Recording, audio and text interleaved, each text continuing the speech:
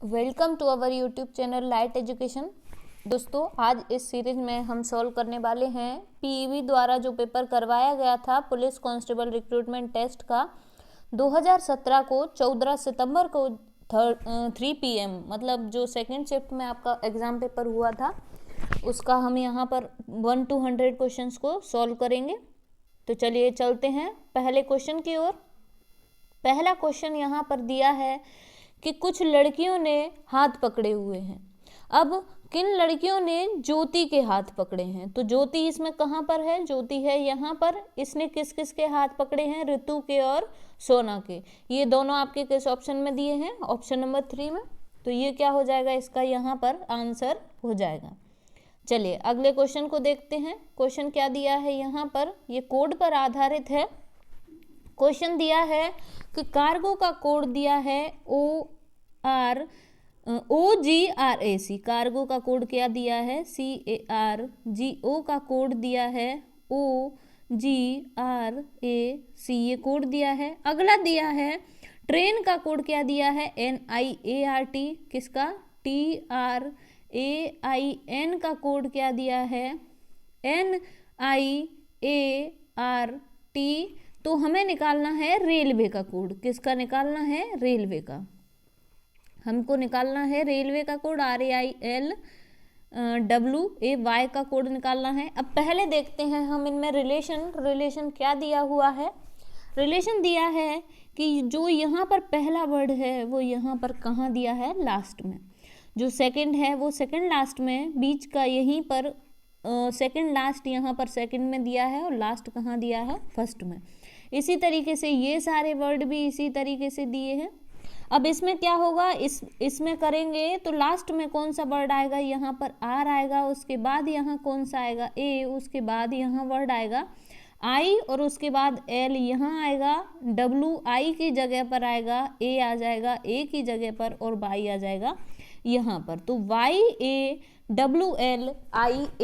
क्या बनेगा इसका कोड? ये दिया है आपके ऑप्शन नंबर 4 में है। जस्ट अपोजिट कर दिया है पूरा। अपोजिट जब हम पढ़ेंगे तो हमें यही शब्द पढ़ने को मिलेगा। चलिए देखते हैं अगले क्वेश्चन को। क्वेश्चन क्या दिया है कि कोहिमा निम्न की राजधानी है। कोहिमा इनमें से किस स्टेट की राजधानी है? तो कोहिमा राजधानी है नागालैंड की। कहाँ की राजधानी है? नागालैंड की। चलिए अगले क्वेश्चन को देखते हैं। क्वेश्चन क्या दिया है? इनमें से हमको विषम ज्ञात करना है। इन सब में विषम कौन सा होगा? कैसे पता लगाएंगे? सीरीज क्या दी है? 6 लिखा है, 12 है, 36 है, 144 है, 715 है और 4320 है। इसमें कौन सा विषम है? कैसे पता लगाएंगे? ये सीरीज एक गुने में बढ़ रही है तो गुना देखते हैं पहले। 6 का कितना गुना 12 होता है? तो वो हो जाता है आपका 2 गुना। 12 का कितना गुना होता है? 36। तो 12 × 3 बराबर 36 होगा। 36 में कितना गुना होगा? तो ये सीरीज अगर हम देखेंगे तो +1 करती जा रही है तो यहाँ कितना होगा? 4 होगा। 36 × 4 कितना होता है? 144। अब 144 × 5 होना चाहिए यहाँ। तो यहाँ नंबर आपका क्या होना चाहिए था? यहाँ नंबर होना चाहिए था 720। 144 × 5 कितना होता है? 720। और 720 × 6 अगली सीरीज में क्या आएगा? 6 आएगा। तो 720 × 6 बराबर कितना हो जाएगा? ये 4320। तो यहाँ पर जो नंबर गलत दिया है वो हमें कौन सा दिया है?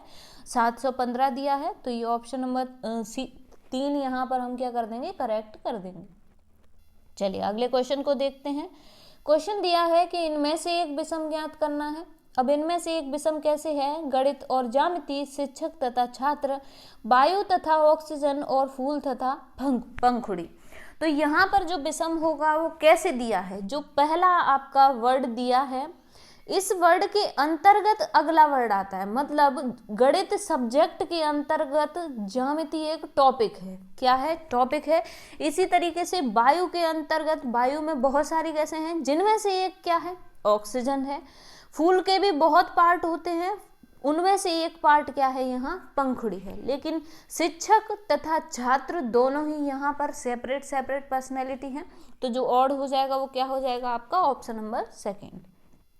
चलिए अगले क्वेश्चन को देखते हैं। इसके बाद क्वेश्चन यहाँ पर क्या दिया है कि यदि 2006 रविवार को समाप्त होता है, तो 15 जनवरी 2007 को कौन सा दिन होगा?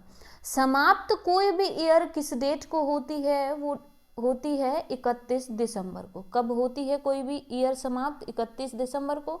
तो ये 2006 31 दिसंबर को समाप्त हुई है। इस दिन कौन सा बार था? इस दिन था आपका रविवार। कौन सा बार था? रविवार। हमें निकालना है 15 जनवरी 2007 का। किसका? 15 जनवरी 2007 को कौन सा डेट होगा, ये निकालना है।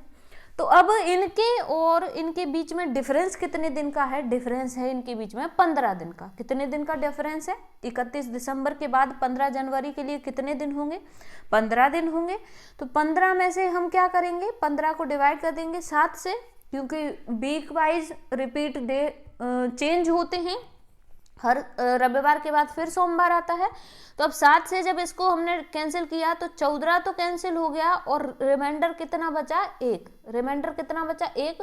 तो रविवार में जब हम एक दिन को ऐड करेंगे तो यहाँ बार कौन सा निकलेगा? बाहर निकलेगा सोमवार। बार कौन सा आया यहाँ पर? सोमवार, जो कि आपका ऑप्शन नंबर 3 में दिया गया है। चलिए अगले क्वेश्चन को देख लेते हैं। क्वेश्चन यहाँ पर क्या दिया है कि क्या दिया है? राम, श्याम तथा मोहन ने एक परीक्षा में उत्तीर्ण होने की प्रायिकता क्रमशः 80%, 60% और 50% है। तो ये सभी परीक्षा में उत्तीर्ण हो जाएंगे। इसकी क्या प्रायिकता है? तो प्रायिकता इसकी कैसे निकलेंगे? तीनों परसेंट को हम मल्टीप्लाई कर देंगे। तो ये 80% को हम 80/100 लिख सकते हैं, 60% को क्या लिख सकते हैं? 60/100 लिख सकते हैं, और 50% को क्या लिख सकते हैं? 50/100। तो इसका टोटल सॉल्यूशन क्या आएगा देख लेते हैं।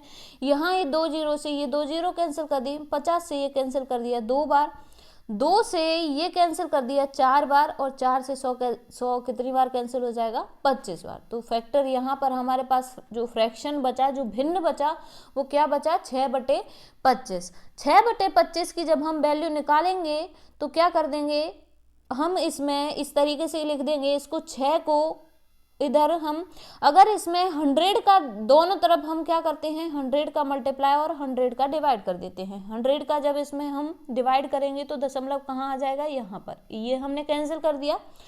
25 को जब हम इससे कैंसिल करेंगे तो ये कितनी बार जाएगा? 4 बार। तो यहाँ पर जो मल्टीप्लाई आ जाएगा वो कितना आ जाएगा? 6 × 4 = 24। दशमलव कितने अंकों के आगे है? 2 अंकों के आगे। तो यहाँ पर दशमलव लगा देंगे, तो जो वैल्यू आएगी वो क्या आ जाएगी आपकी? 0.24। और इसको इस तरीके से ना लिख के यहाँ से हम इसको क्या करते हैं? इसको आप ये पॉइंट में वैल्यू निकली, अब हमें पॉइंट में ना लेके वैल्यू हमें किस में लेनी है? परसेंटेज में लेनी है। तो हम क्या करेंगे? 100 का मल्टीप्लाई 100 का डिवाइड करेंगे। 25 का इसमें मल्टीप्लाई कर दिया, ये कितना हो?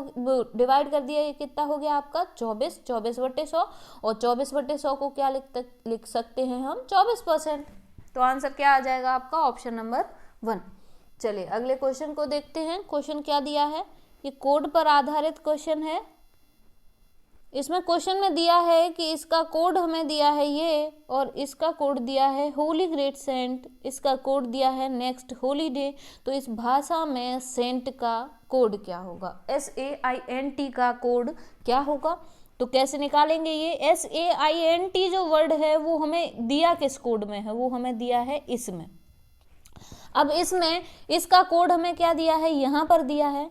तो अब इसमें जो कॉमन है वो कौन कौन सा है? होली है। होली इसमें कॉमन है और इसमें कॉमन है। दोनों जगह जो कोड इनका कॉमन है वो है आपका BANA। कौन सा कोड कॉमन है? BANA। दोनों जगह कोड कॉमन है।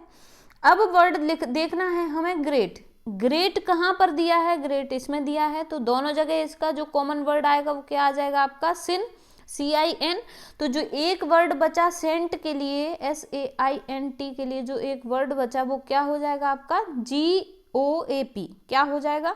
GOAP जो वर्ड है वो किसका कोड हो जाएगा? सेंट का। तो चलिए देखते हैं। और ये किस में दिया है आपको? ऑप्शन नंबर 2 में। अब देखते हैं अगले क्वेश्चन को। क्वेश्चन ये भी आपका कोड पर आधारित है। ये क्वेश्चन में क्या दिया है कि मैनेजर का कोड क्या दिया है? ये दिया है। तो हमें ऑर्गेनाइजेशन का कोड निकालना है। अब मैनेजर का कोड क्या दिया है, MANAGER का जो कोड है वो क्या दिया है, NZOZHDS दिया है। अब हमें किसका कोड निकालना है, हमें निकालना है मैनेजर का कोड, सॉरी हमें निकालना है ऑर्गेनाइजेशन का, ORGANISATION का कोड निकालना है। तो कैसे निकालेंगे, पहले इसके लिए हमें देखना पड़ेगा इसके बीच में रिलेशन क्या है, इनके सबके बीच में रिलेशन क्या है। तो देखिए M में हम क्या करेंगे, +1 करेंगे तो हमारे पास N आ जाएगा। इसी तरीके से A में से हम -1 करना पड़ेगा तब Z आएगा। N में +1 करेंगे तब O आएगा, और इसमें -1 करेंगे तब Z आएगा। G में हमने +1 किया तो H आया, E में -1 करेंगे तो D आएगा, और R में +1 करेंगे तो S आएगा। इसी तरीके से ये सीरीज किसकी है, +1 -1 की। तो पहले में क्या करना पड़ेगा हमें, +1, अगले में -1, अगले में फिर से +1, इसमें -1, इसमें +1, इसमें -1, इसमें +1, इसमें -1, इसमें +1, इसमें -1, फिर से इसमें +1 और इसमें -1। तो O में एक प्लस किया तो आया P, R में से एक माइनस किया तो आया Q, G में एक प्लस किया H, A में से एक माइनस किया Z, N में एक प्लस किया O, और I में एक माइनस किया तो क्या आया H, S में हम +1 करेंगे तो क्या आएगा T, A में -1 करेंगे तो Z, T में फिर से +1 किया तो क्या आया U, I में -1 किया तो फिर से क्या आया H, O में +1 किया तो P, और N में -1 किया तो M। कोड क्या निकल के आया, PQHZOH TZUHPM। ये आपके कौन से नंबर के ऑप्शन में दिया है, ये देखिए, ये दिया है आपके ऑप्शन नंबर 3 में। किस में दिया है, ऑप्शन नंबर 3 में। तो ऑप्शन नंबर 3 क्या हो जाएगा यहाँ पर, इसका राइट आंसर हो जाएगा। चलिए अगला क्वेश्चन देखते हैं। अगले क्वेश्चन में हमें क्या दिया है, ये वर्ड दिए हैं, इनके कोड दिए हैं यहाँ पर। अब इससे कौन सा एक मीनिंगफुल वर्ड बनेगा, कौन सा एक ऐसा वर्ड बनेगा इनको क्रम में लिखते हुए जिसका कोई मतलब निकलता हो। मतलब एक शब्द के जहाँ पर मिले जुले अक्षर दिए हैं, प्रत्येक अक्षर को क्रमांकित किया गया है। अब उस विकल्प को चुनिए जो शब्द के निर्माण के लिए संख्याओं द्वारा अक्षरों के सही क्रम को दर्शाता है। अक्षरों का सही क्रम दर्शाएंगे तो चलिए देखते हैं। यहाँ पर हम ये कोड लिखते जाते हैं, इनके कोड क्या दिए हैं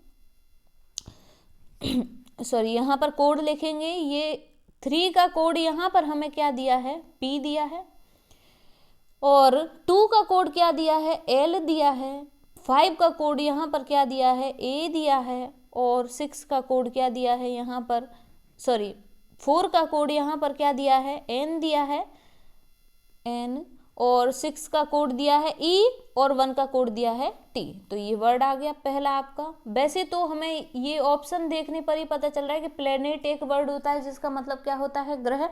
तो जो आंसर हो जाएगा वो क्या हो जाएगा आपका, ऑप्शन नंबर 1 ही हो जाएगा। ये तीनों आपको करने की कोई ज़रूरत नहीं है। अगर यहाँ से कोई वर्ड इसका नहीं निकलता तब हम अगले को देखेंगे।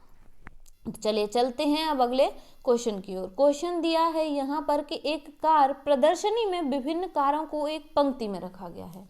कार प्रदर्शनी लगी हुई है जहाँ पर कारों को एक लाइन में रखा गया है। यहाँ पर कार T को दाईं ओर से 9वें स्थान पर रखा गया है। इस तरीके से दाईं ओर से यहाँ से देख लेके जाएंगे तो ये कार T है, ये कौन से स्थान पर है, 9वें स्थान पर दाएं तरफ से। अब कार H को बाईं ओर से 10वें स्थान पर रखा गया। कार H बाईं ओर से 10वें स्थान पर रखी है। अब इनकी स्थितियों को अगर अदला बदली कर दी जाए, मतलब ये इधर कर दिया जाए और ये इधर कर दिया जाए, तो T दाईं ओर से 17वें स्थान पर हो जाती है। अगर T इस जगह पर आ रही है तो ये इस ओर से कौन से स्थान पर हो रही है, 17वें स्थान पर।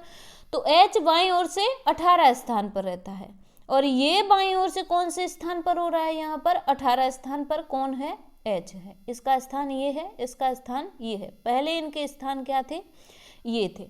अब क्या दिया है कि पंक्ति में कितनी कारें हैं, तो चाहे तो आप H से कैलकुलेट कर लीजिए। H की पोजीशन दोनों तरफ से दी है, चाहे आप दोनों तरफ से नहीं, सिंगल तरफ से दी है, और चाहे आप T से कर लीजिए। तो अगर हम T को देखेंगे तो टी अगर इस जगह पर आता है, इस जगह पर आता है, तो इसकी पोजीशन क्या है, 17 है, 17 पोजीशन है इसकी। और इधर से इसके ये पहले एच था इस पोजीशन पे, एच 10वीं नंबर की पोजीशन पे था, तो इधर कितनी कारें थी इससे आगे, 9 कारें थी, तो 9 को क्या कर देंगे हम, इसमें जोड़ देंगे, तो टोटल कारों की वैल्यू आ जाएगी। तो 17 और 9 कितना हो जाता है, 26। तो उस लाइन में टोटल कितनी कारें हैं, 26 कारें हैं। चलिए अगले क्वेश्चन को देख लेते हैं। क्वेश्चन दिया है यहाँ पर कि कौन पहली भारतीय महिला क्रिकेट खिलाड़ी है मॉलीबॉल क्रिकेट क्लब की मानद आजीवन सदस्य के रूप में शामिल हो जाने वाली है। तो ये कौन है, पहले बात करते हैं हम मॉलीबॉल क्रिकेट क्लब की। ये क्या है, ये क्रिकेट नियमों का एक संरक्षक है। क्या है, क्रिकेट नियमों का एक संरक्षक है। कौन, मॉलीबॉल क्रिकेट क्लब। इसका ऑफिस कहाँ पर है, ये कहाँ पर स्थित है, तो ये है आपका लंदन में स्थित। कहाँ पर स्थित है, लंदन में स्थित। और पहली भारतीय महिला क्रिकेट खिलाड़ी है जिनको इसकी आजीवन सदस्य के रूप में शामिल किया गया है, वो है अंजुम चोपड़ा। इनको कब शामिल किया गया है आजीवन सदस्य के रूप में, 2016 में। ये एक क्रिकेटर हैं, महिला क्रिकेटर हैं, और ये कप्तान भी रह चुकी हैं महिला क्रिकेट टीम की। चलिए अगले क्वेश्चन को देखते हैं। क्वेश्चन यहाँ पर दिया है कि निम्नलिखित विटामिन में से रुधिर स्कंदन की भूमिका कौन निभाता है। रुधिर स्कंदन मतलब ब्लड क्लॉटिंग, खून का जमना, किस विटामिन की वजह से होता है, तो ये होता है आपका विटामिन के की वजह से। रक्त से संबंधित जो भी चीजें होती हैं वो किस में होती हैं, विटामिन के में। तो विटामिन के जो होता है वो हमें रक्त का थक्का जमाने में मदद करता है। अगर किसी की बॉडी में विटामिन के की कमी होगी तो वहाँ पर ब्लड क्लॉटिंग नहीं होगी और उस आदमी की डेथ भी हो सकती है जिसमें विटामिन के की कमी होगी। चलिए अगले क्वेश्चन को देख लेते हैं। क्वेश्चन दिया है कि किस सिख गुरु ने जफरनामा की रचना की थी। तो कौन से सिख गुरु ने जफरनामा की रचना की थी, ये की थी गुरु गोविंद सिंह ने। जफरनामा की रचना किसने की थी, गुरु गोविंद सिंह ने। गुरु गोविंद सिंह कौन से नंबर के सिख गुरु थे, ये थे आपके 10वें सिख गुरु थे। जफरनामा की अगर बात करें तो जफरनामा का मतलब क्या होता है। जफरनामा एक उर्दू वर्ड है, इसका हिंदी में वर्ड होता है विजय पत्र। जफरनामा का हिंदी में मतलब क्या होता है, विजय पत्र होता है। और ये मुगल शासक औरंगजेब के नाम पत्र लिखा गया था। किसके नाम लिखा गया था, औरंगजेब के नाम एक पत्र लिखा गया था, जो थे मुगल शासक थे। मुगल शासक औरंगजेब के नाम लिखा गया एक पत्र था, क्या, जफरनामा, जिसका हिंदी में मतलब होता है विजय पत्र। ये किसके द्वारा रचना करी गई थी, इसकी गुरु गोविंद सिंह द्वारा, जो सिखों के 10वें गुरु थे। चलिए अगले क्वेश्चन को देखते हैं। क्वेश्चन यहाँ पर क्या दिया है कि निम्नलिखित में से कौन सा राजमार्ग स्वर्णिम चतुर्भुज का भाग नहीं है। तो पहले बात करेंगे हम स्वर्णिम चतुर्भुज की। स्वर्णिम चतुर्भुज जो है वो आपकी 4 मेट्रो सिटीज को जोड़ता है। किसको जोड़ता है, 4 मेट्रो सिटीज को, जिनमें से ये 4 दिशाएं हैं आपकी। इस तरीके से ये चतुर्भुज बना हुआ है। ये है आपकी नॉर्थ, इसको द्वारा बना लेते हैं। ये इस तरीके से ये 4 दिशाएं हैं, जिनमें से ये है नॉर्थ यानी कि उत्तर। उत्तर में कौन सा मेट्रो सिटी जुड़ती है, उत्तर में जुड़ती है आपकी दिल्ली। ये है आपका दक्षिण। दक्षिण में कौन सी सिटी जुड़ती है इससे, स्वर्णिम चतुर्भुज से, तो जुड़ती है इससे चेन्नई। ये है आपका पूर्व। पूर्व में कौन सी सिटी जुड़ती है, पूर्व में सिटी जो जुड़ती है वो है आपकी कलकत्ता स्वर्णिम चतुर्भुज की। और ये है पश्चिम। पश्चिम में जो सिटी जुड़ती है वो है आपकी मुंबई। कौन सी है, ये पश्चिम में जो सिटी जुड़ती है वो है आपकी मुंबई। तो ये 4 जो मेट्रो सिटीज हैं ये स्वर्णिम चतुर्भुज द्वारा जोड़ी गई हैं। और इनके बीच में जो आपका रिलेशन है, इनके बीच में जो भी आपका ये राष्ट्रीय राजमार्ग नहीं आता है, वो कौन सा नहीं आता है, वो है आपका NH-45।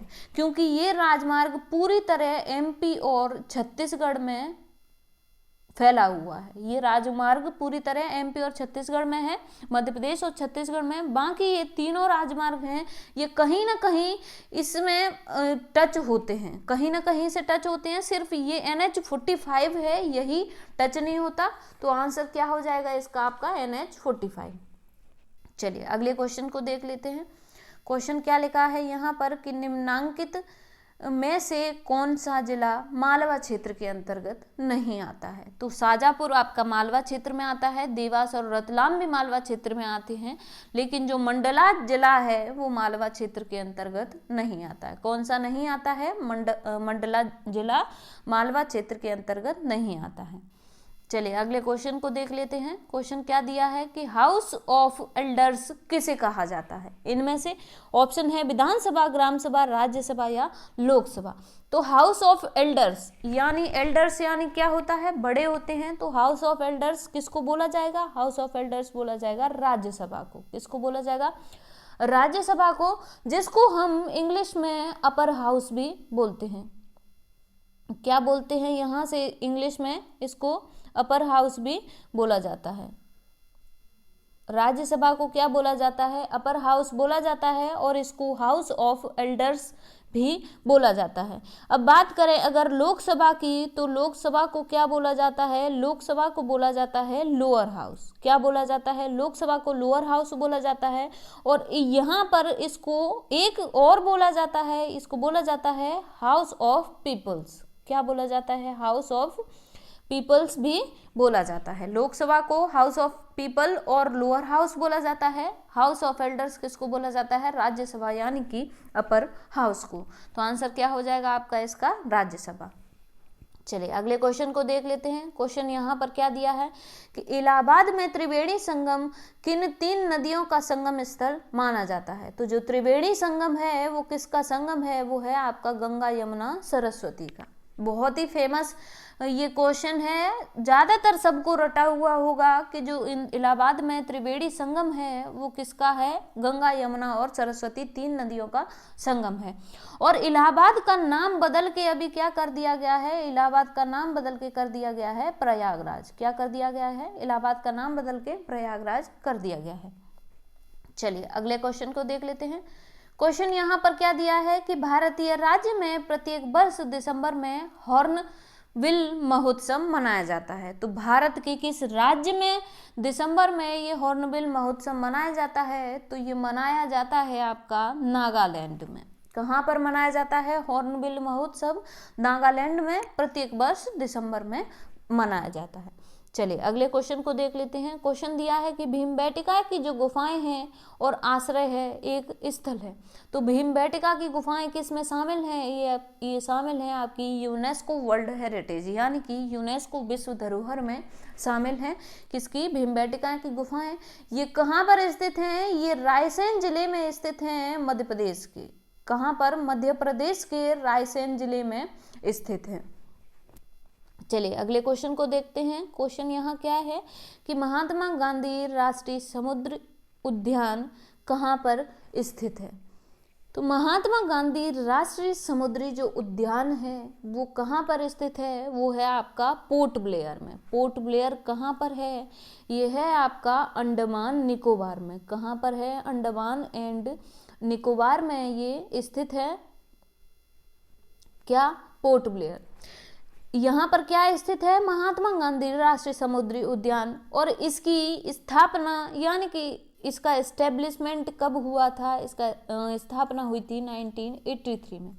कब हुई थी इसकी स्थापना? 1983 में महात्मा गांधी राष्ट्रीय समुद्री उद्यान की स्थापना पोर्ट ब्लेयर में यानी कि अंडमान निकोबार में करी गई थी।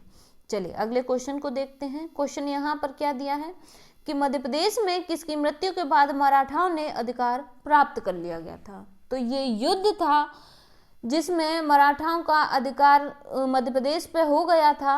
ये युद्ध था आपका द दक्कन युद्ध। कौन सा था? द दक्कन युद्ध था, जो हुआ था आपका 1680 से लेके 1707 के बीच। कब हुआ था? 1680 से लेके 1707 के बीच हुआ था द दक्कन युद्ध। ये हुआ था जिसमें मराठाओं की विजय हुई थी। किसकी विजय हुई थी? मराठाओं की विजय हुई थी। तो किसकी मृत्यु के बाद हुआ था ये हुआ था आपका, ये किसकी मृत्यु के बाद हुआ था, ये था आपका औरंगजेब की मृत्यु के बाद। औरंगजेब की मृत्यु के बाद मराठाओं ने मध्य प्रदेश पर अधिकार प्राप्त कर लिया गया था। युद्ध कौन सा था, ये दक्कन युद्ध था। कौन सा था, दक्कन युद्ध, जो 1680 से लेके 1707 के बीच में हुआ था। आंसर क्या है आपका इसका, औरंगजेब की मृत्यु के बाद मराठाओं ने अधिकार प्राप्त कर लिया गया था। कहाँ पर, मध्य प्रदेश पर। चलिए अगले क्वेश्चन को देख लेते हैं। क्वेश्चन क्या दिया है कि सतपुड़ा वन्यजीव अभयारण्य कहाँ पर स्थित है। कौन सा, सतपुड़ा वन्यजीव अभयारण्य। तो सतपुड़ा वन्यजीव अभयारण्य आपका जिस जिले में स्थित है उसका नाम है होशंगाबाद। कहाँ पर है, होशंगाबाद में स्थित है। चलिए अगले क्वेश्चन को देख लेते हैं। क्वेश्चन क्या दिया है कि किसी राज्य के राज्यपाल को इनके द्वारा नियुक्त किया जाता है। तो किसी भी राज्य के राज्यपाल किसके द्वारा नियुक्त किए जाते हैं, वो नियुक्त किए जाते हैं आपके राष्ट्रपति द्वारा। प्रेसिडेंट द्वारा हर राज्य के गवर्नर को नियुक्त किया जाता है। चलिए अगले क्वेश्चन को देखते हैं। क्वेश्चन दिया है कि प्रत्येक वर्ष राष्ट्रीय ऊर्जा संरक्षण दिवस किस दिन मनाया जाता है। तो प्रत्येक दिवस राष्ट्रीय ऊर्जा संरक्षण दिवस है वो आपका 14 दिसंबर को मनाया जाता है। किस दिन मनाया जाता है, 14 दिसंबर को। चलिए अगले क्वेश्चन को देख लेते हैं। क्वेश्चन दिया है कि किस राज्य से अलग करके मेघालय राज्य बनाया गया था। तो जो मेघालय अलग हुआ था किस राज्य से, असम से मेघालय अलग हुआ था। ये कब बना था मेघालय, ये बना था जब हमारे देश का संविधान लागू हुआ था। कब, 26 जनवरी 1950 को। जिस दिन संविधान लागू हुआ था उसी दिन इसका स्थापना दिवस माना जाता है। और यहाँ के सीएम कौन हैं, मेघालय के सीएम कौन हैं, मेघालय के सीएम हैं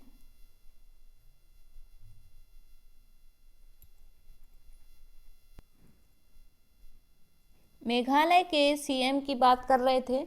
तो मेघालय के सीएम कौन हैं, ये हैं आपके के संगमा। कौन है, के संगमा है मेघालय के सीएम। और मेघालय की जो राजधानी है वो है शिलोंग। मेघालय की राजधानी कौन सी है, शिलोंग है। अब बात करते हैं ये किस राज्य से अलग करके बनाया गया था। तो असम से। असम की राजधानी क्या है, असम की राजधानी है दिसपुर। और यहाँ के सीएम कौन है, हिमंता बिस्वा शर्मा। कौन है, हिमंता बिस्वा शर्मा यहाँ के सीएम हैं। और ये कब अलग हुआ था असम से, ये हुआ था आपका 26 जनवरी 1950 को। जब हमारे देश का संविधान लागू हुआ था तब ही ये असम से मेघालय को अलग किया गया था। तो चलिए देखते हैं अगले क्वेश्चन को। क्वेश्चन यहाँ पर क्या दिया है, क्वेश्चन दिया है कि वर्ष 2011 की जनगणना के अनुसार मध्य प्रदेश के किस जिले की साक्षरता सबसे ज्यादा है। तो मध्य प्रदेश की साक्षरता जिस जिले में सबसे ज़्यादा है उसका नाम है जबलपुर। यहाँ पर साक्षरता कितनी है, यहाँ पर टोटल लोगों में से 81.07% लोग साक्षर हैं। अगर बात करें भोपाल की तो भोपाल में है 80.37% लोग साक्षर। इंदौर की बात करते हैं तो इंदौर में है 80.87% साक्षर। तो पहले नंबर पर कौन है, जबलपुर। दूसरे नंबर पर है आपका इंदौर और तीसरे नंबर पर है भोपाल। चलिए अगले क्वेश्चन को देख लेते हैं। क्वेश्चन यहाँ पर क्या दिया है कि भारत के संविधान में किस के द्वारा मौलिक अधिकार में शिक्षा के अधिकार को जोड़ा गया था। तो शिक्षा के अधिकार को जिस संविधान संशोधन द्वारा जोड़ा गया था वो है आपका 46वां संविधान संशोधन 2002 में हुआ था। 46वां संविधान संशोधन जिसके अंतर्गत मौलिक अधिकार में शिक्षा के अधिकार को जोड़ दिया गया था। चलिए अगले क्वेश्चन को देख लेते हैं। क्वेश्चन क्या दिया है यहाँ पर, क्वेश्चन है कि अभिव्यक्ति का नृत्य नाटक रूप यक्षगान परंपरागत रूप से किस राज्य से जुड़ा है। तो यक्षगान जो नृत्य नाट्य है वो किस राज्य से जुड़ा है, तो वो जुड़ा है आपका कर्नाटक से। कहाँ से जुड़ा हुआ है? कर्नाटक से जुड़ा हुआ है। चलिए अगले क्वेश्चन को देख लेते हैं। यहाँ पर ये लुप्त संख्या चुनकर हमको श्रृंखला पूरी करनी है। ये श्रृंखला दी है, ये लुप्त संख्या चुनकर हमको ये श्रृंखला पूरी करनी है। तो अब देखिए पहला वर्ड, पहला जो अक्षर है मतलब जो नंबर है वो बड़ा दिया है, दूसरा छोटा है, फिर तीसरा बड़ा, फिर चौथा छोटा। तो हमें एक सीरीज यहाँ पर पता चल रही है क्या है कि 36 जो है वो किसका स्क्वायर है? 6 का है, तो इनके दोनों के बीच में रिलेशन है। 39 जो स्क्वायर है वो 7 का है। 39 किसका 49 जो वर्ग है वो किसका है? 7 का है।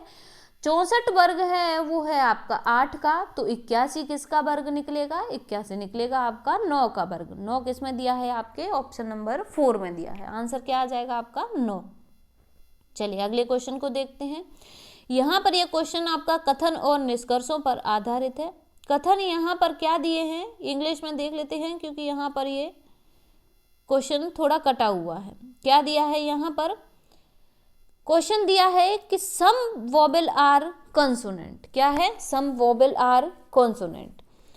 कुछ स्वर व्यंजन है, तो ये हमने कर दिया। कुछ जो वोवेल हैं वो कॉन्सोनेंट हैं, इस तरीके से ले लिया। अगला दिया है कि सम कॉन्सोनेंट आर अल्फाबेट। अब सम कॉन्सोनेंट क्या है? अल्फाबेट है, इस तरीके से इसको मिला लिया। तो अब यहाँ पर जो निष्कर्ष हैं वो क्या दिए हैं कि सम वोवेल्स आर अल्फाबेट। तो वोवेल्स और अल्फाबेट के बीच में कोई रिलेशन दिया है? नहीं है, तो ये क्या हो जाएगा? क्रॉस। सेकंड दिया है सम कॉन्सोनेंट आर नॉट अल्फाबेट। तो इनके दोनों के बीच में कुछ वाला तो रिलेशन दिया है, लेकिन नॉट यानी कि नहीं वाला कोई भी रिलेशन नहीं दिया। तो ये भी क्या हो जाएगा? यहाँ पर गलत हो जाएगा। तो इस क्वेश्चन का आपका आंसर क्या निकल के आ जाएगा कि ना ही निष्कर्ष 1 और ना ही निष्कर्ष 2 अनुसरण करते हैं। चलिए अगले क्वेश्चन को देख लेते हैं। क्वेश्चन यहाँ पर क्या दिया है कि भारत विश्व में कौन सा सबसे अधिक आबादी वाला राष्ट्र है? ये हम सबको पता है कि भारत विश्व में कौन से नंबर का सबसे अधिक आबादी वाला राष्ट्र है? तो ये है आपका दूसरे नंबर का। पहले नंबर पे कौन सा राष्ट्र है? पहले नंबर पे है आपका चीन। पहले नंबर पे कौन सा राष्ट्र है जिसकी आबादी सबसे ज्यादा है? चीन। और दूसरे नंबर पे कौन सा आता है? भारत। चलिए अगले क्वेश्चन को देख लेते हैं। क्वेश्चन यहाँ पर क्या दिया है कि ये सीरीज हमें पूरी करनी है, लुप्त संख्या चुनकर श्रृंखला को पूरा करना है। तो यहाँ पर लुप्त संख्या देखेंगे हम कौन सी है, लुप्त अक्षर देखेंगे कौन सा है। तो पहले अक्षर को अगर देखें, पहले में पहला अक्षर दिया है ए, दूसरे में बी दिया है, तीसरे में सी दिया है, चौथे में क्या आ जाएगा आपका डी। इसी तरीके से दूसरे को देखते हैं। दूसरे अक्षर में पहले दिया है जेड, दूसरे में दिया है बाई, तीसरे में दिया है एक्स, एक एक माइनस करके दिए हैं। तो चौथा भी क्या आ जाएगा? एक माइनस करके। तो एक्स से पहला वर्ड क्या हो जाता है? डब्ल्यू। ये हो जाएगा। अब अगला दिया है यहाँ पर तीसरा अक्षर दिया है, तीसरा क्या दिया है? सी। अगला दिया है डी, इसके बाद दिया है ई, एक एक प्लस किया है। तो अगला क्या हो जाएगा आपका? एफ। डी डब्ल्यू एफ आपके ऑप्शन नंबर 4 में है। आंसर क्या हो जाएगा? D W F. चलिए अगले क्वेश्चन को यहाँ पर देखते हैं। ये सीरीज भी हमें पूरी करनी है, लुप्त संख्या यहाँ पर चुननी है। कौन सी आएगी लुप्त संख्या? ये नंबर दिए हैं 7, 10, 15, 22 और 31। क्या नंबर है? 7, 10, 15, 22 और 31। इसमें कितना जोड़ा गया है? इसमें 3 जोड़ा गया है। अगले में कितना जोड़ा गया है? 5 जोड़ा गया है। अगले में कितना जोड़ा गया है? 7 जोड़ा गया है। अगले में कितना जोड़ा गया है? 9। तो यहाँ पर कितना जोड़ा जाना चाहिए? 11। 11 जोड़ने पर यहाँ नंबर कौन सा आ जाएगा? 42। तो आंसर कौन सा हो जाएगा आपका? 42। चलिए अगले क्वेश्चन को देख लेते हैं। क्वेश्चन यहाँ पर क्या दिया है? यहाँ भी लुप्त संख्या हमें चुननी है और श्रृंखला पूरी करनी है। लुप्त संख्या चुनेंगे तो यहाँ जो सीरीज है वो हमें घटती सी दिख रही है, घटती दिख रही है। तो यहाँ कितना घट रहा है वो भी देख लेंगे। ये पहला है 67, अगला है 62, अगला है 56, फिर है 49 और फिर है 41। यहाँ कितना माइनस किया है? यहाँ 5 माइनस किया है। यहाँ कितना माइनस किया है? यहाँ 6 माइनस किया है। यहाँ कितना माइनस किया है? यहाँ 7 माइनस किया है। एक एक माइनस हो रहा है। तो यहाँ कितना माइनस है? 8 माइनस है। तो इसी सीरीज में अगला क्या होना चाहिए? 9 माइनस होना चाहिए। तो 41 में से आप अगर 9 को माइनस करेंगे तो अगला नंबर यहाँ पर क्या आ जाएगा? ऑप्शन नंबर आपका 32 दिया है थर्ड ऑप्शन में, तो थर्ड ऑप्शन क्या हो जाएगा आपका यहाँ पर करेक्ट आंसर हो जाएगा। चलिए अगले क्वेश्चन को देख लेते हैं। क्वेश्चन यहाँ पर दिया है, यहाँ पर गलत संयोजन पहचानना है। इस सीरीज में गलत संयोजन कौन सा दिया है ये पहचानना है हमें। तो अब इस सीरीज में गलत संयोजन को कैसे पहचानेंगे, ये देखिए सीरीज क्या ली है, 3, 6, 5, 18, 7, 42, 9 और 162। यहाँ पर एक कोई डेफिनेट सीरीज हमें नहीं मिल रही, लेकिन अल्टरनेट नंबर की एक सीरीज लगभग हमें मिल रही है। क्या दिया है यहाँ पर, इसमें दिया है आपका +2, इसमें भी क्या दिया है आपका +2 दिया है, और इसमें भी क्या हो जाएगा +2। ये सीरीज हमारी इधर कंप्लीट हो गई। अब हम रिलेशन देखेंगे इनके बीच में। इनके बीच में 6 में कितने का मल्टीप्लाई करेंगे तब 18 आता है, 3 का। अब इसमें भी कितने का मल्टीप्लाई होना चाहिए, 3 का, और यहाँ भी कितने का मल्टीप्लाई होना चाहिए, 3 का। तो 18 में 3 का मल्टीप्लाई करने पर इस जगह पर नंबर कौन सा आएगा, 54। अब 54 में फिर मल्टीप्लाई 3 का करेंगे तो वो नंबर आ जाएगा आपका 162। तो आंसर यहाँ पर क्या होना चाहिए था, 54। जब ये सीरीज क्या होती, राइट होती। तो जो गलत वर्ड दिया है, गलत नंबर दिया है, वो दिया है आपका 42। चलिए अगले क्वेश्चन को देख लेते हैं। ये क्वेश्चन कोड पर आधारित है आपका। इस क्वेश्चन में क्या दिया है देख लेते हैं। क्वेश्चन में हमें इसका अर्थ दिया है फुल, हाउसफुल मूवी, इसका अर्थ दिया है फुल ऑफ लाइफ। तो फुल के लिए किस शब्द का इस्तेमाल किया गया है, यहाँ पर फुल यहाँ भी है और यहाँ भी है, तो जो कॉमन वर्ड दोनों में फुल के लिए है वो कौन सा है आपका, KOD। कॉमन वर्ड कौन सा है आपका, ऑप्शन नंबर 1। चलिए अगले क्वेश्चन को देख लेते हैं। इस क्वेश्चन में कथन और निष्कर्ष दिए हैं। कथन और निष्कर्षों के इस क्वेश्चन को सॉल्व करते हैं। क्या दिया है कि कुछ कलियां फूल हैं। क्या दिया है, कुछ कलियां फूल हैं। तो कलियों को हमने यहाँ इस तरीके से लिख लिया और फूल को हमने यहाँ पर ये मान लिया। अब दिया है कि कुछ फूल झाड़ियां हैं। कुछ फूल को किसके अंतर्गत कर दिया, झाड़ियों के बीच में कर दिया। निष्कर्ष को चेक करते हैं कौन सा निष्कर्ष यहाँ पर सही है और कौन सा गलत है। कि कुछ फूल झाड़ियां नहीं हैं, तो फूल और झाड़ियों के बीच में रिलेशन किसका दिया है, कुछ का दिया है। तो कुछ नहीं वाला जो रिलेशन होगा वो यहाँ पर क्या हो जाएगा, क्रॉस हो जाएगा। अगला दिया है कि कुछ कलियां फूल नहीं हैं। तो फिर से बात क्या है कि कलियों और फूल के बीच में रिलेशन किसका है, कुछ का है। तो कुछ नहीं वाला रिलेशन यहाँ पर क्या हो जाएगा, गलत हो जाएगा।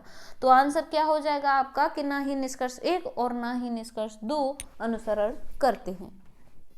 चलिए अगले क्वेश्चन को देख लेते हैं। ये क्वेश्चन भी आपका कथन और निष्कर्षों पर ही है। क्वेश्चन क्या दिया है कि कुछ चींटियां मच्छर हैं। क्या दिया है, कुछ चींटियां मच्छर हैं। इस तरीके से चींटियों को क्या बोलते हैं, आंट। मच्छरों को क्या बोलते हैं, मॉस्किटो। इस तरीके से हमने ले लिया।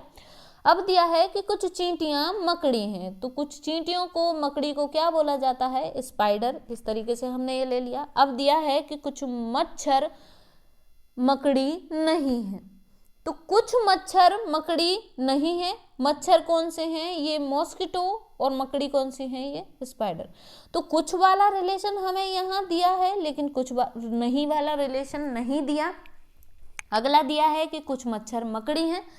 तो या तो आपका अगर ये सही होगा तो ये गलत हो जाएगा, और अगर ये सही होगा तो क्या हो जाएगा, ये गलत हो जाएगा। दोनों यहाँ पर क्या हो जाएंगे, एक इनमें से सही होगा। तो जो आंसर निकल के आएगा वो कौन सा हो जाएगा कि या तो निष्कर्ष 1 या निष्कर्ष 2 अनुसरण करते हैं।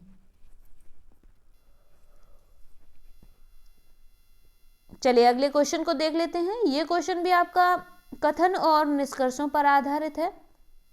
कथन क्या दिया है कि सभी जूस ड्रिंक हैं। सभी जूस को किसके अंदर कर दिया गया, ड्रिंक के अंतर्गत। अब दिया है कि कुछ ड्रिंक पेय हैं। कुछ ड्रिंक को पेय यानी पी से हमने यहाँ डिनोट कर दिया, ये हो गया।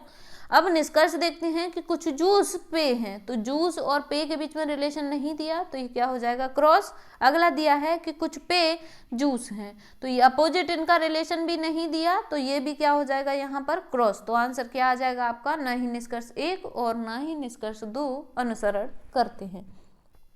चलिए अगले क्वेश्चन को देख लेते हैं। अब इस क्वेश्चन में अगली आकृति आपकी कौन सी आएगी। चलिए पहले देखते हैं यहाँ पर अगली आकृति कौन सी आएगी। तो इनमें जो रिलेशन आपका दिया है वो क्या दिया है, अल्टरनेट रिलेशन, इसका इससे, तो अगले का रिलेशन किससे निकलेगा, थर्ड नंबर के से। चलिए कैसे देखेंगे, ये दिए हैं आपके फर्स्ट सेकंड थर्ड पर। अब यहाँ ये वाला यहाँ से शेडेड एरिया हटा के किधर मूव कर दिया गया है, इधर मूव कर दिया, यही किया है इसमें। तो अगले में ये क्या होना चाहिए, अगले में ये एरिया भी यहाँ से हटके कहाँ पर आ जाना चाहिए, इस जगह पर। तो जो तीनों शेडेड रीजन होंगे वो कौन से होने चाहिए आपके, इस तरीके से।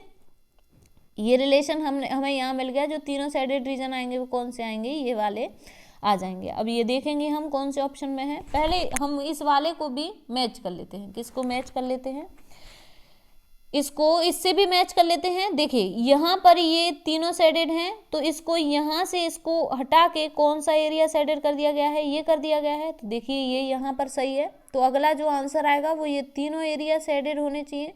तो ये तीनों जो शेडेड एरिया हैं वो आपके कौन से नंबर के ऑप्शन में दिए हैं, वो दिए हैं आपके ऑप्शन नंबर 3 में। आंसर क्या हो जाएगा आपका, ऑप्शन नंबर 3। चलिए अगला देखते हैं कि यहाँ अगली आकृति कौन सी आएगी। तो यहाँ जो नंबर आपके लिखे हुए हैं ये क्या लिखे हैं, उल्टे नंबर लिखे हैं। ये क्या है, 6 है, 6 को इस तरीके से 6 को उल्टा कर दिया गया है। ये देखिए, इनको आप अगर मिरर में देखेंगे, यहाँ पर अगर मिरर लगाएंगे तो ये अक्षर आपको कैसे दिखाई देंगे, ये देगा आपको इस तरीके से, किस तरीके से, इस तरीके से आपको दिखाई देगा। तो ये देखिए ये ऐसे ही बना हुआ है, ये देगा आपको इस तरीके से दिखाई, ये भी ऐसे ही बना हुआ है, ये आपका जैसा का तैसा दिखेगा। अगला यहाँ क्या आना चाहिए, 9। तो 9 किस तरीके से बनना चाहिए, इस तरीके से। तो ये किस में बना है, ये भी आपके ऑप्शन नंबर 3 में बना है। तो ऑप्शन नंबर 3 यहाँ पर भी करेक्ट हो जाएगा।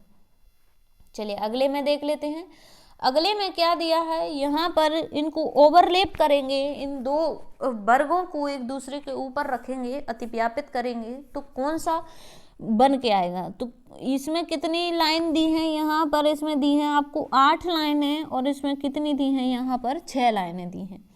तो यहाँ 8 लाइनें नहीं है, तो ये क्या हो जाएगा आपका, ऑप्शन देख लेते हैं। ये ऑप्शन गलत हो गया और ये ऑप्शन भी क्या हो गया आपका, गलत। अब 8 दी हैं, तो ये जो लाइनें थी वो इस तरीके से थी, क्रॉस कर रही थी, तो ये भी क्या हो जाएगा, क्रॉस। जो आंसर होगा वो क्या हो जाएगा आपका, ऑप्शन नंबर 2 यहाँ पर इसका आंसर हो जाएगा। चलिए अगले क्वेश्चन को देख लेते हैं। क्वेश्चन यहाँ दिया है कि नमन और अमन की आयु का गुणनफल दिया है 120। ये नमन की और अमन की आयु है, इनका गुणनफल कितना दिया है, 120 दिया है। अब नमन की आयु अमन की आयु से 2 वर्ष अधिक है, तो नमन किससे बड़ा है, अमन से, और इनका डिफरेंस कितना दिया है, 2 दिया है। कितना दिया है, 2 दिया है। तो ऐसे कौन 2 नंबर हैं जिनका डिफरेंस 120 होता है, तो वो हो जाएंगे आपके 12 और 10। कौन से हो जाएंगे, 12 और 10, मतलब इसकी आयु कितनी होगी, 12, और इसकी आयु कितनी होगी, 10। तो अमन की आयु यहाँ पर कितनी निकल के आ गई, 10, हिट एंड ट्रायल मेथड से। तो आंसर हो गया आपका 1। चलिए अगले क्वेश्चन को देख लेते हैं। क्वेश्चन क्या दिया है कि 40 बच्चों की एक कक्षा में 20 लड़के और 20 लड़कियां हैं, इक्वल लड़के लड़कियां हैं। तो 20 लड़कियों की औसत आयु 16 दी है और संपूर्ण कक्षा की भी औसत आयु 16 दी है। तो लड़कों की औसत आयु का अनुपात ज्ञात कीजिए। तो अगर लड़कियों की, अब आपको गर्ल्स की कितनी दी है, यहाँ पर 16 दी है, नंबर सेम है।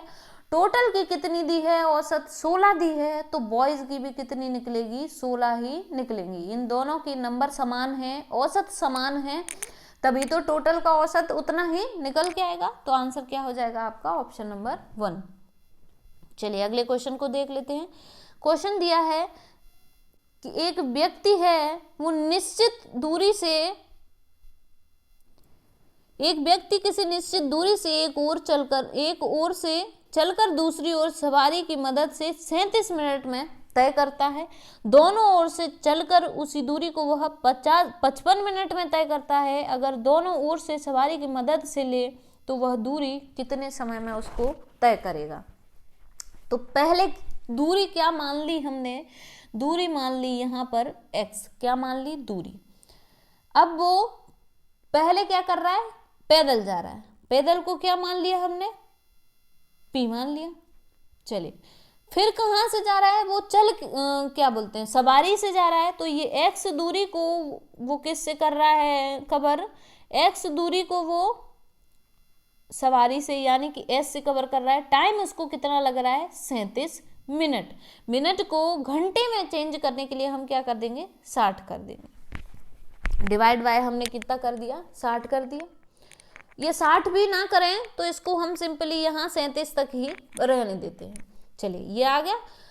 दूसरी इक्वेशन क्या बनेगी यहाँ से कि दोनों ओर से चलकर उसी दूरी को वह 55 मिनट में तय करता है। तो दोनों ओर से जब चलेगा तो पहले ये x दूरी वो किससे तय करेगा, पैदल, प्लस x दूरी पैदल तय करेगा, और दोनों ओर से टाइम कितना लगेगा उसको 55। तो इसको हम क्या भी लिख सकते हैं, इसको हम लिख सकते हैं 2x/p बराबर कितना हो जाएगा, 55। तो यहाँ से x/p की वैल्यू क्या आ जाएगी, ये आ जाएगी 55/2। तो यहाँ पर x/p की वैल्यू हम रख देंगे 55/2। तो x/s की वैल्यू क्या आ जाएगी, 37 - 55/2 यही आएगी, क्योंकि ये इधर जाएगा तो माइनस में हो जाएगा। एक लाइन हमने यहाँ से माइनस कर दी। तो जब इसको सॉल्व करेंगे ये क्या हो जाएगा, 2 यहाँ पर एलसीएम आ जाएगा, 2 का मल्टीप्लाई इधर करेंगे, ये नंबर आपका कितना आ जाएगा, ये नंबर हो जाएगा यहाँ पर 4 और ये हो जाएगा 74। तो ये कितना आ गया आपका 55। 74 में से 55 को माइनस करेंगे तो ये कितना आ जाएगा आपका 19/2। ये वैल्यू किसकी आई है, ये वैल्यू आई है x/s की।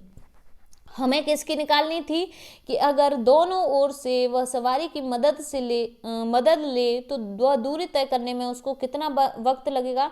तो एक ओर से उसको कवर करने में कितना वक्त लगता है, 19/2। तो दोनों ओर से जब कवर करेगा तो क्या हो जाएगा, यहाँ पर हो जाएगा 2x/s। तो इधर भी क्या आ जाएगा 19/2 × 2। तो 2x/s की दोनों तरफ से जब वह सवारी की मदद से दूरी तय करेगा तो उसको कितना वक्त लग जाएगा, 19 मिनट। तो आंसर क्या आ जाएगा यहाँ पर 19 मिनट यहाँ पर आंसर आ जाएगा। चलिए अगले क्वेश्चन को देख लेते हैं। ये क्वेश्चन दिया है 217 × 217 + 183 + 183। इसको हम क्या लिख सकते हैं, ये हो जाएगा आपका क्या हो जाएगा, ये 217 का स्क्वायर प्लस क्या हो जाएगा 183 का स्क्वायर। इसको क्या लिख सकते हैं हम, इसको लिख सकते हैं 200 + 17 का स्क्वायर, और इसको क्या लिख सकते हैं 200 - 17 का स्क्वायर, यही लिख सकते हैं। सॉरी, इसको एक और शॉर्टकट है, ये क्या हो जाएगा आपका a और ये क्या हो जाएगा b, ये क्या हो जाएगा a और ये क्या हो जाएगा b। तो इसको क्या लिख सकते हैं a + b का whole square plus a - b का होल स्क्वायर। जब इसको हम ओपन करेंगे तो ये क्या हो जाएगा 2a² + b²। ये यहाँ पर इसका आंसर हो जाएगा 2a² + b²। आप इसको खोल लीजिए और इसको खोल लीजिए, जो कॉमन वर्ड आएगा वो क्या आ जाएगा 2ab इधर प्लस में आएगा और 2ab इधर माइनस में आएगा, दोनों तरफ 2ab कैंसिल हो जाएगा। तो जो राइट आंसर आएगा वो क्या आ जाएगा आपका 2a² + b²। अब 2a² + b² यहाँ हम रख देते हैं। a को हमने कितना माना था 200 और b को कितना माना था 17। 200 की जगह क्या हो गया, यहाँ पर 200 का स्क्वायर कितना हो जाएगा 40,000। b² यानी कि 17 का स्क्वायर कितना हो जाता है, वो होता है आपका 289। इसको हम क्या करेंगे मल्टीप्लाई 2 से करेंगे, ये क्या हो जाएगा 40289। इसका मल्टीप्लाई 2 से किया तो ये यहाँ पर वैल्यू कितनी आ गई 80578। वैल्यू क्या आ गई 80578। ये दिया है आपके ऑप्शन नंबर 1 में। चलिए देखते हैं अगले क्वेश्चन को। क्वेश्चन यहाँ पर क्या दिया है कि पिता और पुत्र की आयु का योग कितना दिया है, 45 दिया है। फादर और सन की जो आयु का योग है वो कितना दिया है 45 दिया है। अब 5 वर्ष पूर्व पिता की आयु पुत्र की आयु का गुणनफल कितना था 34 था। तो पिता और पुत्र की वर्तमान आयु क्रमशः कितनी है। अब 5 वर्ष पूर्व यानी कि फादर की आयु में से 5 माइनस कर दिया और सन की आयु में से 5 माइनस कर दिया, तो इनका गुणनफल कितना था 34 था। इन दोनों का गुणनफल कितना था 34 था। इसको ओपन करते हैं। इसको ओपन करने पर ये क्या आ जाएगा f का मल्टीप्लाई पहले s में होगा तो ये क्या हो जाएगा fs माइनस क्या हो जाएगा 5f माइनस के 5s, और ये हो जाएगा यहाँ पर 25, ये बराबर किसके हो जाएगा 34 के। 25 प्लस का है तो इधर चला जाएगा, ये हो जाएगा माइनस 34 में से 25 को माइनस करेंगे तो यहाँ पर सॉरी इसको माइनस नहीं करिए, कोई दिक्कत नहीं है, ये डायरेक्ट यहाँ पर सॉल्व हो जाएगा। यहाँ इन दोनों में से हमने 5 कॉमन ले लिया, तो 5 कॉमन लेने पर ये क्या आ गया, माइनस भी कॉमन और 5 भी कॉमन, तो यहाँ पर आ गया f, ये क्या हो जाएगा आपका s, ये क्या हो गया आपका 25, ये क्या हो गया 34। f प्लस s की वैल्यू हमें क्या दी है, यहाँ पर 45 दी है। कितनी दी है 45।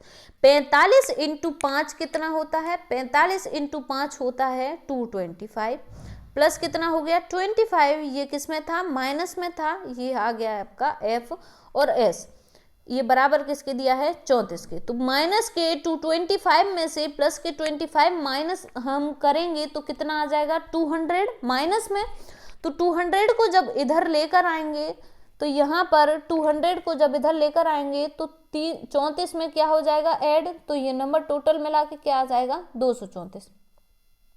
ये किसकी वैल्यू निकल के आई है, ये निकल के आई है f इंटू एस की वैल्यू। फादर इंटू सन की एज का जो मल्टीप्लाई दिया है वो दिया है 34, और उनका जो एडिशन दिया है वो दिया है आपको 45। अब ऑप्शन इनमें से ऐसे कौन से हैं जिनका जो लास्ट वर्ड है मल्टीप्लाई करने पर क्या आना चाहिए 4, 0 और 5 का मल्टीप्लाई लास्ट में करने पर क्या आएगा 0, तो ये क्या हो जाएगा कैंसिल। 6 और 36 और 9 का मल्टीप्लाई करने पर क्या आएगा लास्ट में 4 आएगा, तो ये ऑप्शन हो सकता है, ये थर्ड ऑप्शन भी हो सकता है। अगला क्या है 8 और 7 कितना होता है मल्टीप्लाई लास्ट में 6 आता है, तो ये भी क्या हो जाएगा क्रॉस। अब इन दोनों में से कौन सा आएगा वो देख लेते हैं। इन दोनों में से कौन सा आएगा जिनका ऐड क्या होना चाहिए 45 होना चाहिए, तो दोनों का ही ऐड क्या होगा यहाँ पर 45 होगा। अब कैसे निकालेंगे कौन सा इसमें से राइट आंसर आएगा, कौन सा आएगा राइट आंसर, तो राइट आंसर क्या हो जाएगा, फादर की एज आपकी ज़्यादा होगी मतलब 39 होगी, और सन की क्या हो जाएगी एज यहाँ पर 6 हो जाएगी, तो आंसर जो निकल के आएगा वो क्या हो जाएगा 39 इंटू 6। और आप इसको इस फॉर्मूले से भी कर सकते हैं, इसका स्क्वायर करके फिर इसकी वैल्यू रख के भी आप इसको सॉल्व कर सकते हैं, तो आंसर जो इसमें से निकल के आएगा वो आंसर निकल के आ जाएगा आपके पास 39 इंटू 6। चलिए अगले क्वेश्चन को देखते हैं। क्वेश्चन यहाँ पर क्या दिया है कि 15 वर्ष पूर्व रमेश की आयु सुरेश की आयु की आधी थी। ये रमेश की आयु ले ली, ये सुरेश की आयु ले ली, ये कब की बात कर रहे हैं 15 वर्ष पूर्व की, तो 15 माइनस हमने यहाँ पर ले लिया, तो रमेश की आयु सुरेश की आयु की आधी थी। सुरेश की आयु अगर हमने 2 मानी तो रमेश की कितनी हो जाएगी 1, आधी थी। अब यदि उनकी वर्तमान आयु का अनुपात 4:5 है तो उनकी वर्तमान आयु का योग क्या होगा। अब देखिए दोनों जगह डिफरेंस हमें कितने का दिख रहा है 3 का, लेकिन 3 का ना हो कि वो डिफरेंस कितने का है 15 का, तो ये 3 की वैल्यू अगर 15 है तो 1 की वैल्यू कितनी आ जाएगी 5, 1 की वैल्यू कितनी आ जाएगी 5 यूनिट आ जाएगी, 1 यूनिट की वैल्यू यहाँ कितनी आ जाएगी 5 साल आ जाएगी। तो हमें क्या निकालना है उनकी वर्तमान आयु का योग निकालना है। योग कितना दिया है 5 और 4 9, तो 9 यूनिट का मल्टीप्लाई से कर देंगे हम 5 साल से, तो दोनों की जो योग आ जाएगा वो कितना आ जाएगा 9 × 5 बराबर 45, कितना आ जाएगा योग आपका 45 आ जाएगा। चलिए देख लेते हैं अगले क्वेश्चन को। क्वेश्चन क्या दिया है कि 3 व्यक्तियों की वर्तमान आयु का अनुपात कितना दिया है 4, 7 और 9। अब उनकी 8 वर्ष पूर्व की आयु का योग कितना दिया है 45, तो उनकी वर्तमान आयु वर्षों में कितनी होगी। अब वर्तमान आयु का जो अनुपात है वो कितना दिया है, ए ये मान लिया, बी ये मान लिया, सी ये मान लिया, 4 ये मान लिया, 7 ये मान लिया, 9।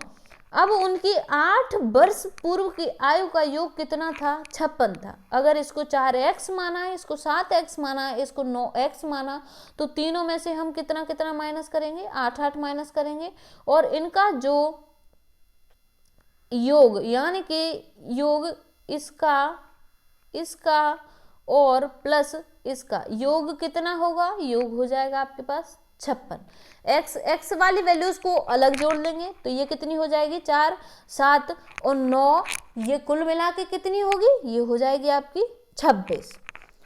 7 और 4 11, 11 और 9 कितना 11 और 9 कितना होता है आपका, सॉरी कुछ मिस्टेक है यहाँ पर, सॉरी 26 नहीं है 20 होगी। 11 और 9 कितना हो जाएगा आपका 20 हो जाएगा, 20x हो गया। अब ये तीनों जगह 8 जो वैल्यू है वो माइनस में दी है तो 8 प्लस 8 कितना हो जाएगा, ये 24 हो जाएगा। 24 माइनस के हो गया, ये बराबर किसके हो जाएगा 56 के। तो 20x की वैल्यू यहाँ से कितनी आएगी, 24 अगर इधर पहुंचेगा तो 56 प्लस 24 कितना होता है 80। तो 20x की वैल्यू कितनी आ जाएगी, यहाँ से इसको माइनस कर देते हैं, एक सेकेंड। 20x की वैल्यू कितनी आ जाएगी 80, 20 से इसको कैंसिल कर दिया तो x की वैल्यू यहाँ पर कितनी आ गई 4। x की वैल्यू यहाँ से हमको कितनी मिल गई 4 मिल गई। अब हमें इनकी वर्तमान आयु का अनुपात दिया हुआ है, हमें वो वर्षों में निकालनी है। तो इसकी आयु कितनी मानी थी 4x, x की वैल्यू निकल के आई 4 तो इसकी आयु कितनी हो जाएगी 16। इसकी आयु कितनी मानी थी 7x, x की वैल्यू यहाँ दी है तो 7 × 4 कितना हो जाता है 28। 9 × 4 कितना हो जाएगा 36। तो 16, 28 और 36 कौन से ऑप्शन में दिया है, ये दिया है आपके ऑप्शन नंबर 2 में। चलिए अगले क्वेश्चन को देख लेते हैं। क्वेश्चन यहाँ क्या दिया है कि यदि पिछले 30 मैचों में विराट कोहली का औसत स्कोर कितना था 64 था और अंतिम मैच में उसका स्कोर 63 हो गया, तो उस मैच में उसने कितना स्कोर बनाया था। अच्छा, पहले 30 मैचों में उसका स्कोर कितना था 64 था, अब अंतिम मैच में यानी कि 31वें मैच में उसने कितना बनाया, 31वें मैच में उसने कितने रन बनाए कि उसका औसत जो हो गया वो 63 हो गया। तो क्या करेंगे हम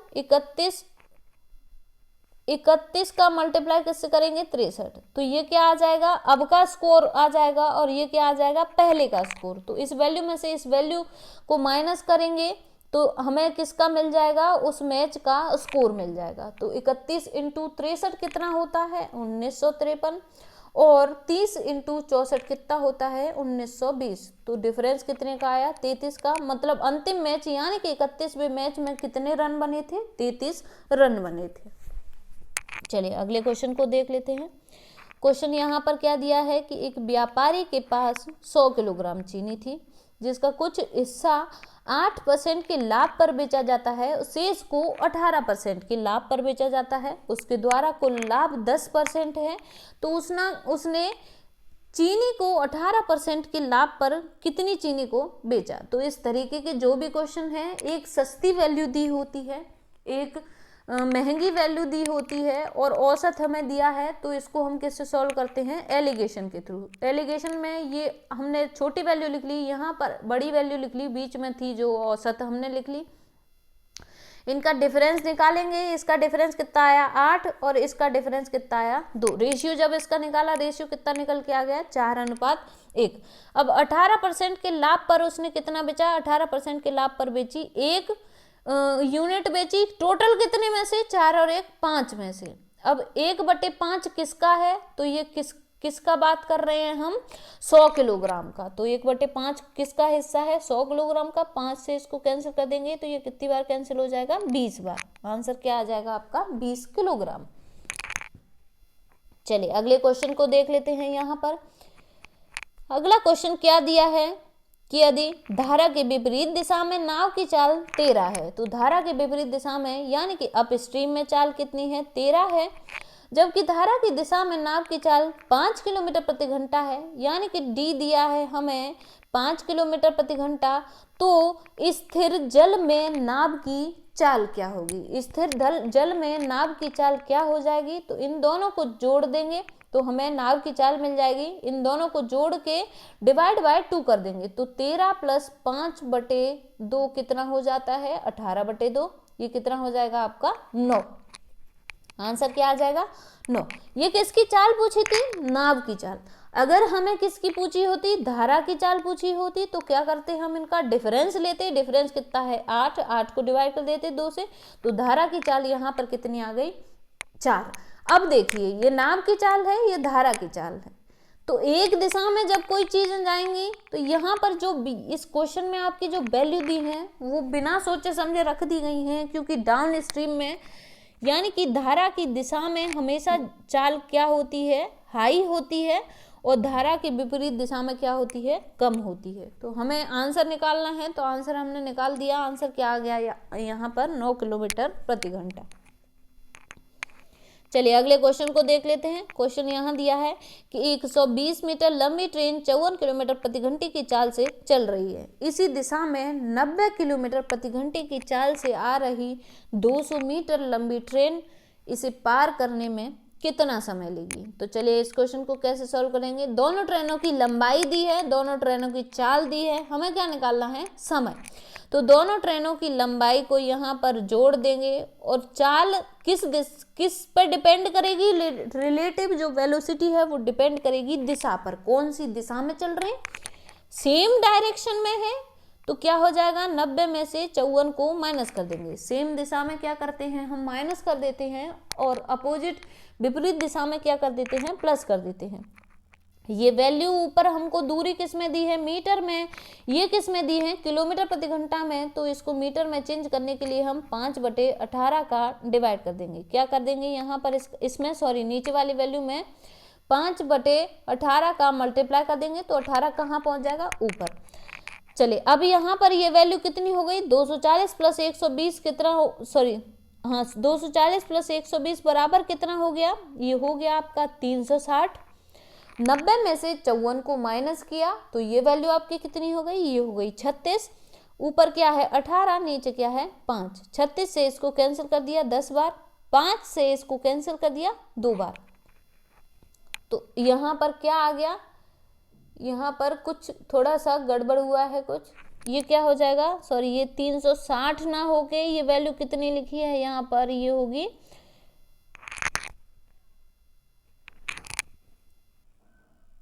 ये दी है आपको 120 और ये दी है 200। 240 नहीं है, ये कितनी है 200 दी है, तो ये कितनी हो जाएगी आपकी 320 हो जाएगी। 320 बटे नीचे क्या आ जाएगा 36 इंटू यहाँ क्या आ जाएगा 18/5।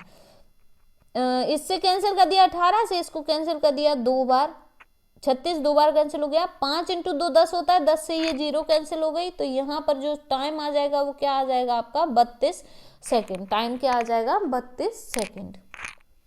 चलिए अगले क्वेश्चन को देख लेते हैं। क्वेश्चन यहाँ पर क्या दिया है, क्वेश्चन यहाँ पर दिया है कि एक परीक्षा में एक छात्र औसतन 71 अंक प्रत्येक प्रश्न पत्र में पाता है। यदि उसे भौतिक विज्ञान में 7 अंक अधिक और संस्कृत में 5 अंक अधिक मिले तो उसके द्वारा प्राप्त अंकों का औसत 73 हो जाएगा। तो परीक्षा में कितने प्रश्न पत्र शामिल थे, तो हमें नहीं पता कितने प्रश्न पत्र शामिल थे, हम कैसे निकालेंगे। पहले कितने सब्जेक्ट थे, हमने मान लिया x सब्जेक्ट थे और उनका औसत क्या था 71 था। अब उसको एक सब्जेक्ट में 7 अंक अधिक मिले और दूसरे सब्जेक्ट में कितने 5 अंक अधिक मिले, तो अब उसका औसत क्या होना चाहिए, x सब्जेक्ट थे, औसत उसका कितना बढ़ जाना चाहिए 73, मतलब 2 से बढ़ जाना चाहिए तो 73 हो जाना चाहिए। ये वैल्यू कितनी हो जाएगी 71x प्लस क्या हो जाएगा 12 और ये वैल्यू क्या हो जाएगी 73x। इसको माइनस कर देंगे इसमें से, तो ये कितनी आ जाएगी आपकी 2x। 2x को किससे डिवाइड, सॉरी 2x बराबर किसके हो जाएगा 12 के, तो 2 से इसको कैंसिल कर दिया तो x की वैल्यू यहाँ पर कितनी आ गई आपके पास 6। कितने सब्जेक्ट थे 6 सब्जेक्ट थे। चलिए अगले क्वेश्चन को यहाँ पर देख लेते हैं। क्वेश्चन दिया है कि 20 वर्ष पूर्व राम की आयु श्याम की आयु की आधी थी। तो यहाँ पर ये राम की आयु मान ली, ये श्याम की आयु मान ली, ये कब की बात कर रहे हैं 20 वर्ष पूर्व की, 20 माइनस कर दिया तो राम की आयु श्याम की आयु की आधी थी। श्याम की अगर 2 थी तो राम की इसकी आधी 1 थी, ये ले लिया। अगला दिया है यदि उनकी वर्तमान आयु का अनुपात 3:4 है, ये अनुपात कितना है 3:4 का, तो इनकी वर्तमान आयु निकालनी है कितनी होगी। देखिए यहाँ पर दोनों जगह जो रेशियो है डिफरेंस है वो दोनों जगह सेम दिया है, 2 का डिफरेंस ना हो कि वो डिफरेंस हमें कितना दिया है 20 साल का, तो एक यूनिट की वैल्यू कितनी आ जाएगी 10 साल। 1 यूनिट की वैल्यू आ जाएगी। अब हमें क्या निकालना है, दोनों की वर्तमान आयु निकालनी है। तो वर्तमान आयु क्या दी है, ये दी है, 1 यूनिट की वैल्यू 10 दी है, तो 3 बराबर किसके हो जाएगा, 30 के, और 4 बराबर किसके हो जाएगा, 40 के। तो आंसर क्या आ जाएगा, 30 और 40। चलिए अगले क्वेश्चन को देखते हैं। इस क्वेश्चन में आपको देखना है कि कौन सा मैच नहीं कर रहा है। क्या है, कौन सा मैच नहीं कर रहा। अब देख लीजिए आप, ये क्वेश्चन में दिया है और ये आपका ऑप्शन नंबर फर्स्ट है। तो यहाँ पर ये जो वर्ड दिया है आपका जैसा का तैसा पूरा मैच कर रहा है। अब अगले को देख लेते हैं। अब दूसरे और फर्स्ट और सेकंड में ये भी आपके सारे अच्छे से मैच कर रहे हैं। अगले में देख लीजिए, ये जो थर्ड है उसमें और फोर्थ में क्या मैच नहीं कर रहा। तो देखिए ये फर्स्ट लाइन दोनों जगह सेम है, सेकंड लाइन में ये वर्ड सेम है। ये जो वर्ड है यहाँ पर क्या लिखा है, COLLINS, और यहाँ पर ये वर्ड क्या लिखा है, COLLIMS। तो गलत कौन सा हो जाएगा आपका, ये वाला। तो आंसर क्या निकल के आ जाएगा, ऑप्शन नंबर 4। चलिए अगले क्वेश्चन को देख लेते हैं। क्वेश्चन क्या दिया है यहाँ पर, अच्छा इसमें भी गलत निकालना है, गलत कौन सा है। तो चलिए इसमें भी 2 मिनट में पकड़ में आ जाएगा। यहाँ पर FL, ये इस तरीके के क्वेश्चन में जब भी आपको देखना हो पहले ये नंबर देखा करिए, ये नंबर में मिस्टेक आती है। अगर इसमें मिस्टेक नहीं है फिर आप पीछे के जो वर्ड दिए हैं उनको देखो, अगर उनमें भी नहीं है तो पहले फिर आप आगे के देख लीजिए। ज़्यादातर जो मिस्टेक रहती हैं वो यहाँ पर ही रहती हैं। तो यहाँ क्या दिया है, FLKUJ, यहाँ पर भी FLKUJ, यहाँ पर भी FLKUJ, यहाँ क्या दिया है, FLKVJ। तो ये क्या हो जाएगा आपका ऑप्शन, यहाँ पर इसका राइट हो जाएगा। चलिए अगले क्वेश्चन को देखते हैं। क्वेश्चन दिया है यहाँ पर इनका औसत निकालना है। नंबर क्या क्या दिए हैं, 3, 9, 15, 25, 35 और 45। टोटल कितने नंबर हैं, 6 नंबर हैं। इनका टोटल करेंगे, टोटल कितना हो जाएगा, 132, 132/6। तो औसत क्या निकल के आ जाएगा आपके पास, 22 औसत यहाँ पर निकल के आ जाएगा। चलिए अगले क्वेश्चन को देख लेते हैं। क्वेश्चन यहाँ पर क्या है कि एक समचतुर्भुज के विकर्ण कितने दिए हैं, 10 सेंटीमीटर और 24 सेंटीमीटर। ये इस तरीके से समचतुर्भुज दिया है। इसका ये जो विकर्ण है वो कितने का दिया है, 24 का, और ये विकर्ण कितने का दिया है, 10 का। तो आधा एक, अगर अपन एक ट्रायंगल की बात करते हैं, इस ट्रायंगल की, इस त्रिकोण की बात करते हैं, तो ये आधा कितना हो जाएगा आपका, ये 12 हो जाएगा। पूरा 24 है तो आधा कितना हो जाएगा, 12, और ये पूरा 10 है तो ये कितना हो जाएगा, 5। ये ट्रिक आपको याद होगी। अगर ये 12 है, ये 5 है, तो ये कितना हो जाएगा, 13 हो जाएगा। और इसको आप कैसे निकालेंगे, कर्ण का स्क्वायर क्या होता है, ये हमने क्या मान लिया, हाइपोटेनस। तो हाइपोटेनस का स्क्वायर बराबर किसके होता है, लंब के स्क्वायर के, यानी कि 12 के स्क्वायर के और आधार के स्क्वायर के, 5 के स्क्वायर के। तो h का स्क्वायर बराबर किसके होना चाहिए, 144 + 25, यानी कि h स्क्वायर बराबर, h की वैल्यू यहाँ से क्या कर देंगे, अंडर रूट में कर दिया। ये किसकी होनी चाहिए, 169 के अंडर रूट के बराबर होनी चाहिए। तो 169 का अंडर रूट किसके बराबर होता है, 13 के। तो जो हाइपोटेनस की वैल्यू होगी, जो कर्ण की वैल्यू होगी, वो क्या निकल के आ जाएगी, 13 सेंटीमीटर। चलिए अगले क्वेश्चन को देख लेते हैं। क्वेश्चन यहाँ पर क्या दिया है कि एक अम्ल की शुद्धता कितनी दी है, 80%। अम्ल की शुद्धता कितनी दी है, 80%। एक अम्ल 95% शुद्ध है। यदि एक बीकर में दोनों अम्लों को क्रमशः 2:3 के अनुपात में लिया जाता है तो इस नए मिश्रण की शुद्धता कितनी होगी, कैसे निकालेंगे। चलिए देख लेते हैं कैसे निकालेंगे इसको। यहाँ पर जो नया मिश्रण है उसकी हमें वैल्यू नहीं दी है। अब नए मिश्रण की वैल्यू निकालने के लिए हम उसको x मान लेंगे। एक बीकर में अम्ल की शुद्धता कितनी दी है, 80% दी है। अगले बीकर में वो शुद्धता कितनी दी है, 95%। यहाँ पर वो शुद्धता हमें नहीं दी तो उसको हम क्या मान लेंगे, x। अब इनके रेशियो हमें दिए हैं 2:3 में। किस अनुपात में दिए हैं, इस अनुपात में। तो चलिए इसको हम क्या कर लेंगे, इसमें से इसको माइनस करके इस रेशियो के बराबर कर देंगे, इसमें से इसको माइनस करके इस रेशियो के बराबर कर देंगे। या फिर कोई एक आप ऐसी नंबर देख लीजिए जिसमें से इसको इससे माइनस करने पर ये वैल्यू आ जाए। ये नहीं पता चलेगी ऐसे, तो हम क्या करेंगे, पहले 95 में से x को माइनस करेंगे। क्या करेंगे, 95 में से x को माइनस किया और नीचे क्या किया, x में से 80 को माइनस किया। इस रेशियो को बराबर किसके कर दिया, 95 माइनस x का रेशियो क्या होता है 2 और x माइनस 80 का रेशियो क्या होता है 3। इसके बराबर कर दिया, इनको क्रॉस मल्टीप्लाई कर दिया। 3 का मल्टीप्लाई 95 से करेंगे तो कितना आता है 285। 3 का मल्टीप्लाई x से करेंगे, ये क्या हो जाएगा 3x, बराबर किसके हो जाएगा, x का मल्टीप्लाई 2 से किया 2x और x का मल्टीप्लाई इधर किया तो ये क्या हो गया 160 हो गया। इस वैल्यू को, ये माइनस की वैल्यू है, इसको हम इधर ले जाएंगे तो ये वैल्यू इधर प्लस में चली जाएगी, तो बराबर किसके हो जाएगी 5x के। अब ये वैल्यू क्या है, इधर माइनस में है, तो ये वैल्यू इधर आके किस में हो जाएगी प्लस x में। तो 160 में आप 285 को जोड़ेंगे तो कितना आ जाएगा 245। 5 से इसको डिवाइड कर दीजिए, 5 से 8 बार 40 और 45 बचा, 45 हो गया 9 बार। तो इसकी जो वैल्यू आ जाएगी वो, इसकी वैल्यू क्या आ जाएगी, x की वैल्यू 89%। तो आंसर क्या हो जाएगा आपका ऑप्शन नंबर 3। चलिए देख लेते हैं अगले क्वेश्चन को।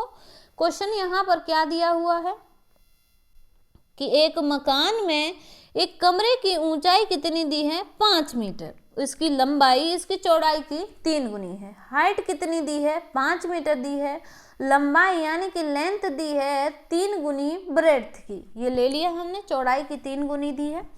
अब इसके चारों दीवारों पर पुताई करने के लिए 2.5 रुपये प्रति वर्ग मीटर की दर से 200 रुपये का खर्च आता है। तो 2.5 रुपये पर वर्ग मीटर से खर्च कितने का आ रहा है 200 मीटर का।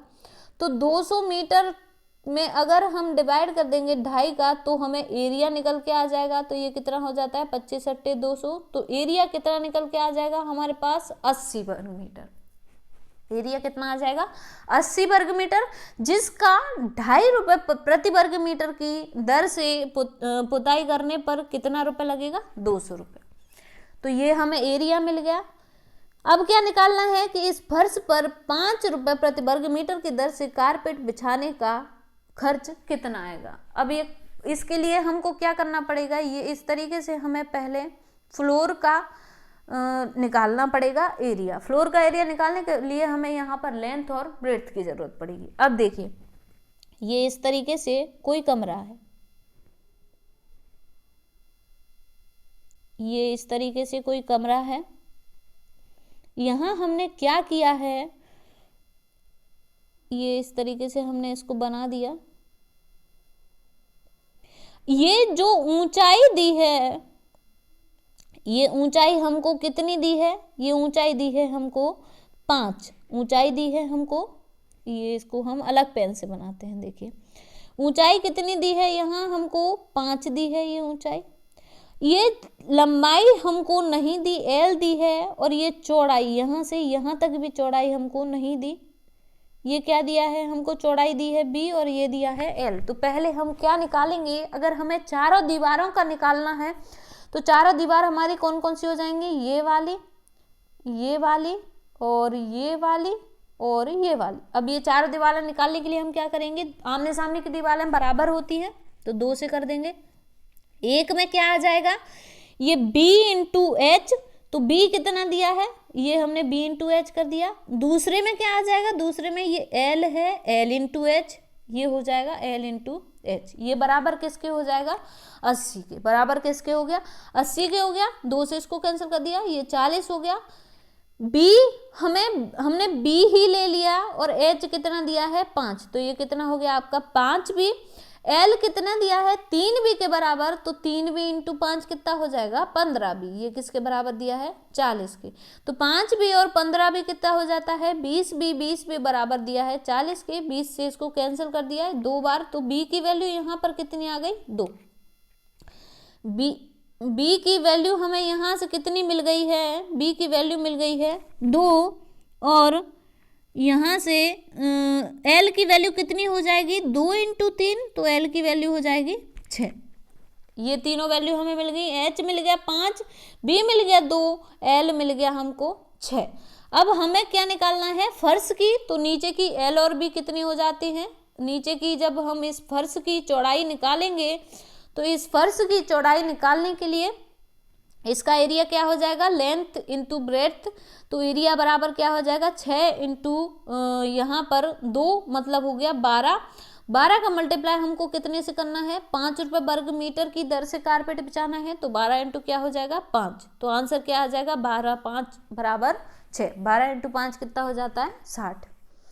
चलिए अगले क्वेश्चन को देख लेते हैं। यहाँ पर क्वेश्चन क्या दिया है कि सुधा 445 पृष्ठों की एक किताब पढ़ रही है।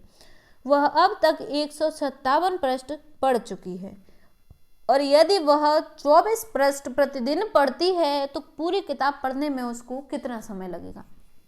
कुल पेज कितने हैं 445, जिनमें से वो पढ़ कितना चुकी है 157 पढ़ चुकी है। तो पृष्ठ कितने बचे हैं अभी उसके पास, पृष्ठ बचे हैं 288। पृष्ठ कितने बचे हैं 288। अगर वो एक दिन में 24 पढ़ती है तो कितने दिन में कुल पढ़ेगी, तो 24 का डिवाइड कर देंगे। 24 का डिवाइड किया 6 से, ये हो गया 4 बार कैंसिल, 6 से ये हो गया 4 और ये कैरी बचा 4, ये हो गया आपका 48 बार। 4 से ये कैंसिल हुआ आपका 12 बार। तो कुल कितने दिनों में पढ़ पाएगी वो 288 पेजों को 12 दिन में। आंसर क्या हो जाएगा 12 दिन।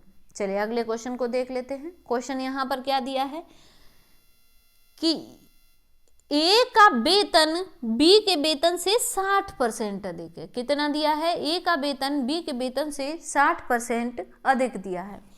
तो ए का वेतन अगर हमने मान लिया 160 तो बी का वेतन क्या हो जाएगा 100, क्योंकि बी के वेतन से 60% अधिक है तभी तो ये 160 हो गया।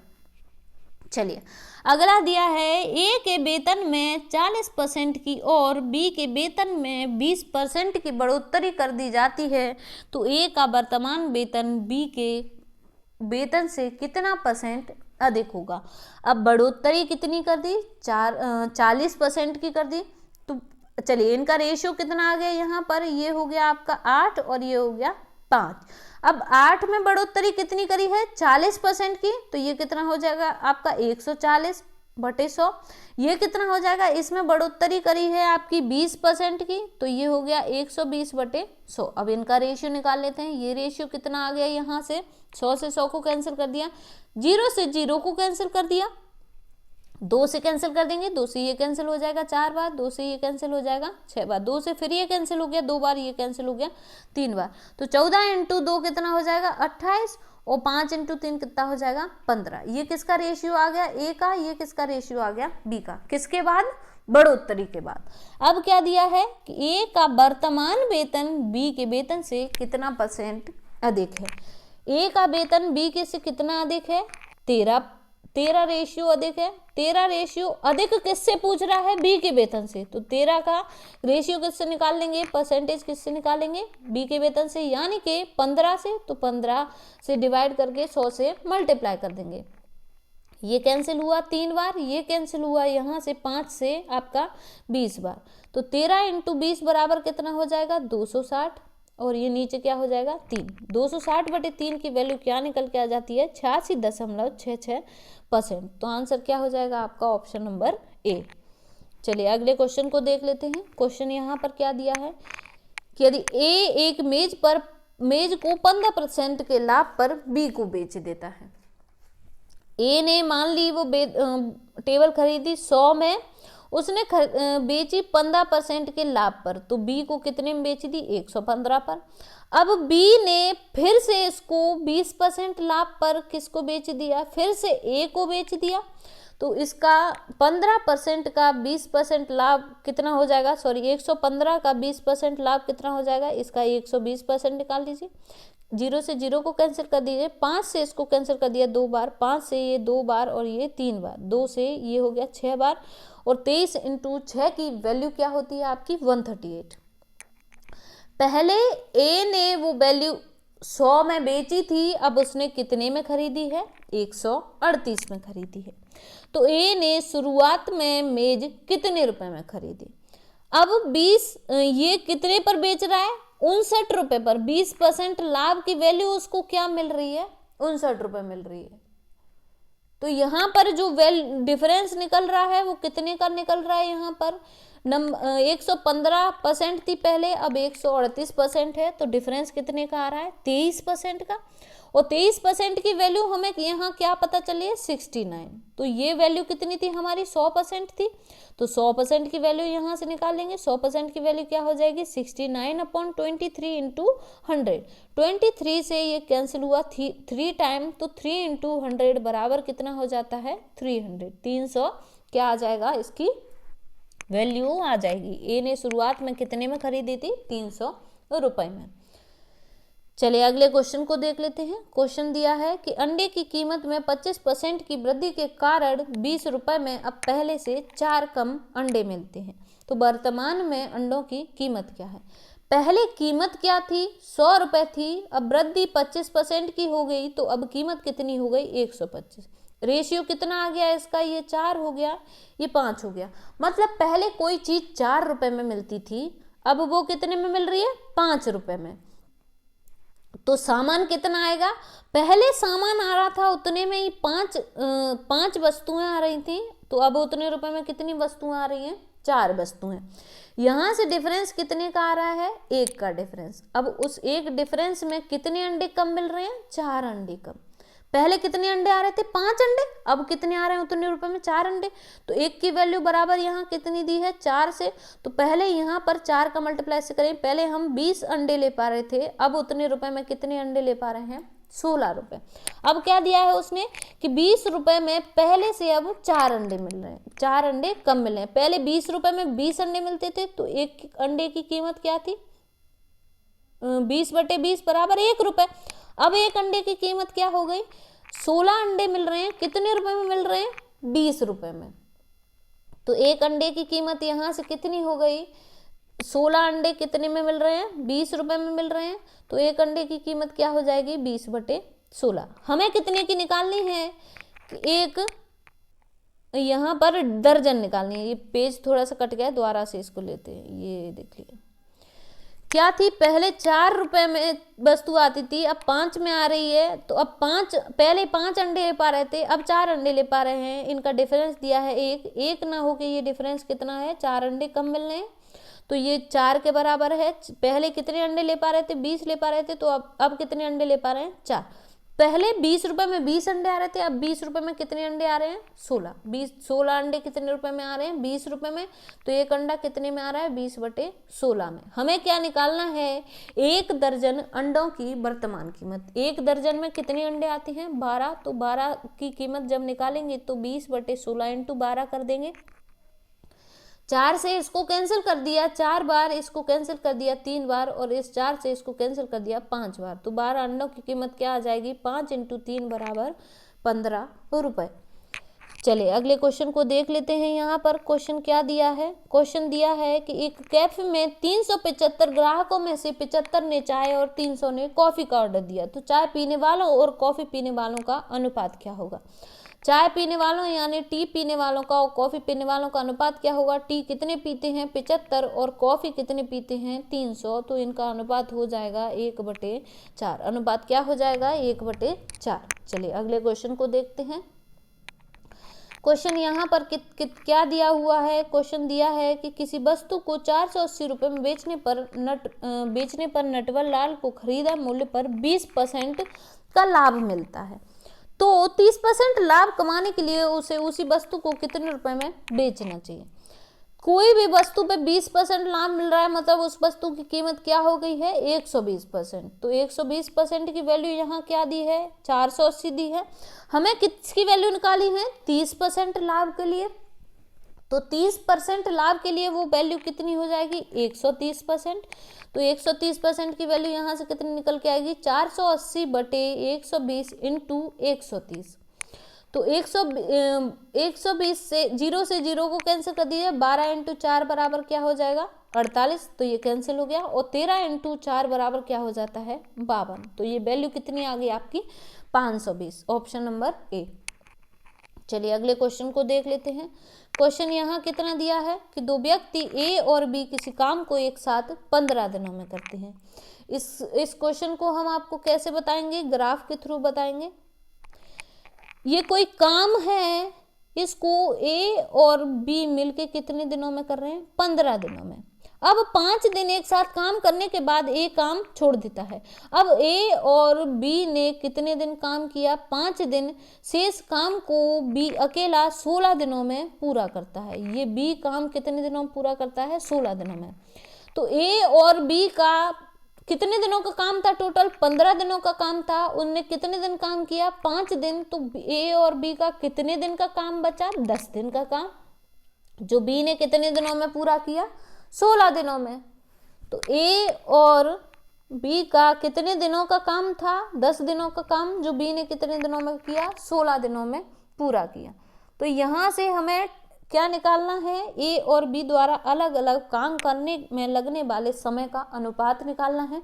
तो समय का अनुपात निकालने के लिए हमें पहले क्या निकालनी पड़ेगी? एफिशिएंसी।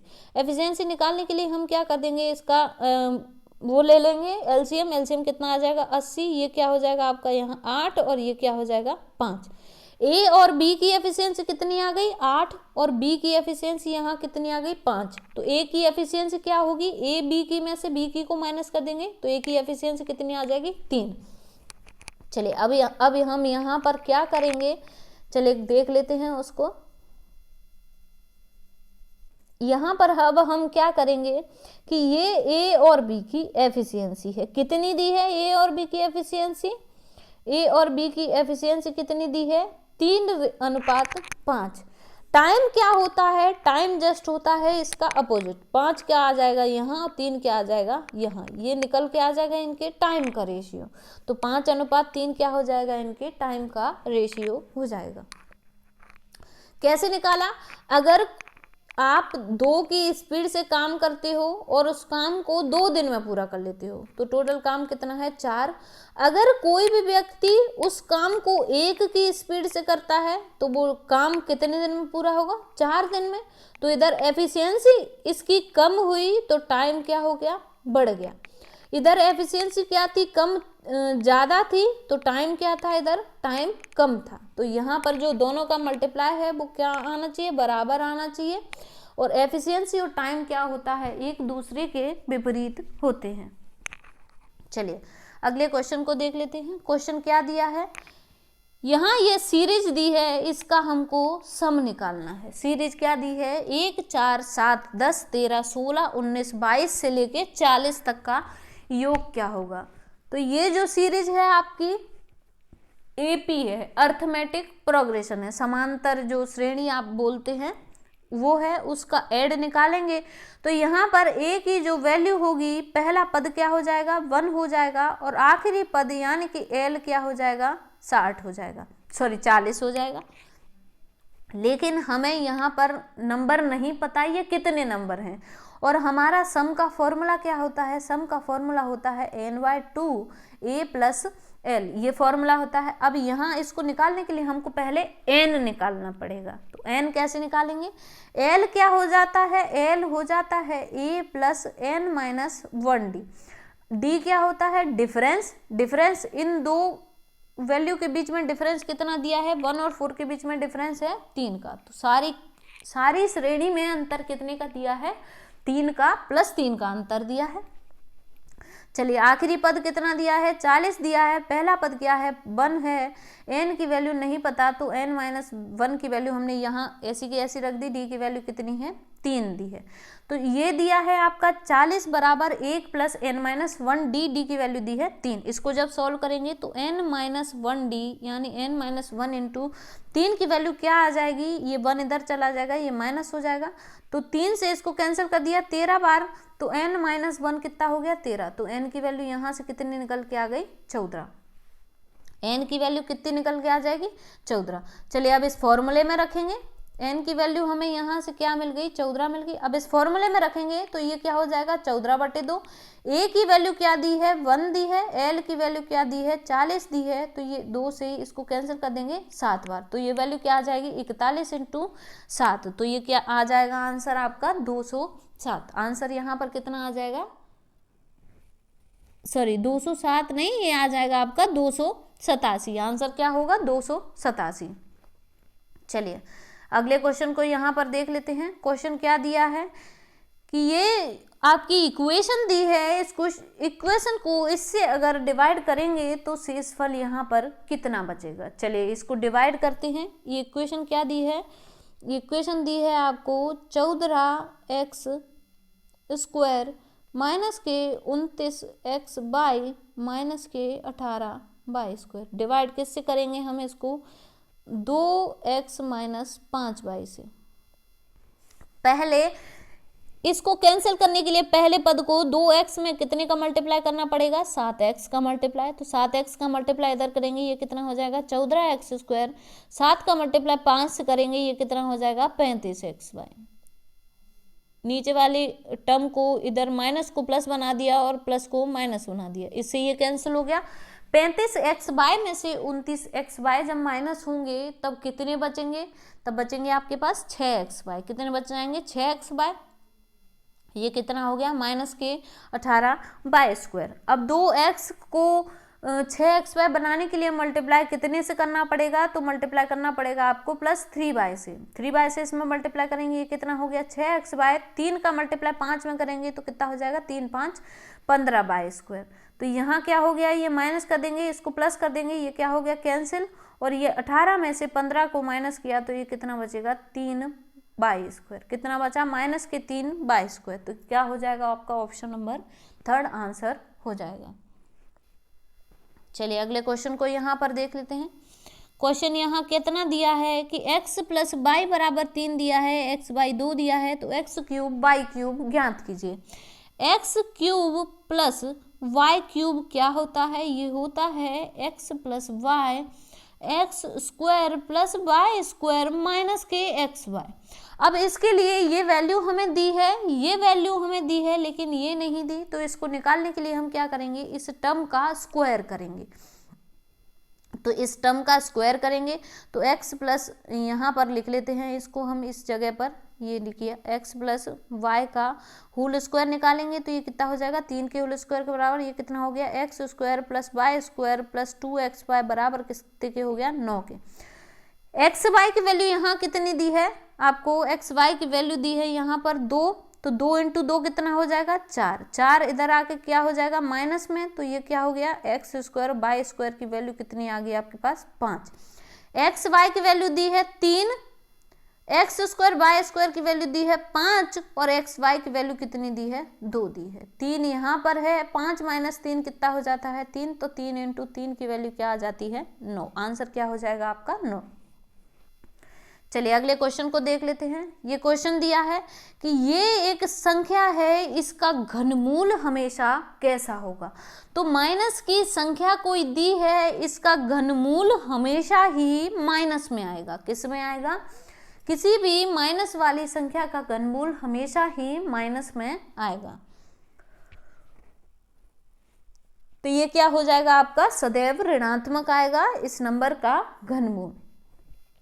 चलिए अगले क्वेश्चन को देख लेते हैं। क्वेश्चन यहाँ पर क्या दिया है, क्वेश्चन दिया हुआ है कि ये नंबर दिए ऊपर 4/5 का पावर 5 इंटू 4/5 की पावर 3 डिवाइड किया है 4/5 की पावर 6 से। तो मल्टीप्लाई में अगर आपके आधार समान होते हैं तो घातें गुणे में क्या होती हैं जुड़ जाती हैं और डिवाइड में क्या होती हैं घट जाती हैं। तो ये 5 प्लस क्या हो जाएगा 3, डिवाइड की जगह क्या लिख देंगे हम माइनस, माइनस क्या हो जाएगा 6। 5 और 3 कितना होता है 9 और 6 कितना होता है 6 का 6 लिख देंगे तो ये यहाँ पर कितना हो जाएगा, ये हो जाएगा आपका 5 और 3 8 होता है। यहाँ पर कितना होता है 8। 8 में से 6 को माइनस किया तो क्या आया 2। तो आंसर क्या आ जाएगा 4/5 की घात 2। 4 की घात 2 को क्या लिख सकते हैं 16 और 5 की घात 2 को क्या लिख सकते हैं 25। तो आंसर क्या आ जाएगा 16/25। ये कहाँ दिया है आपके, ये ऑप्शन नंबर 4 में दिया गया है।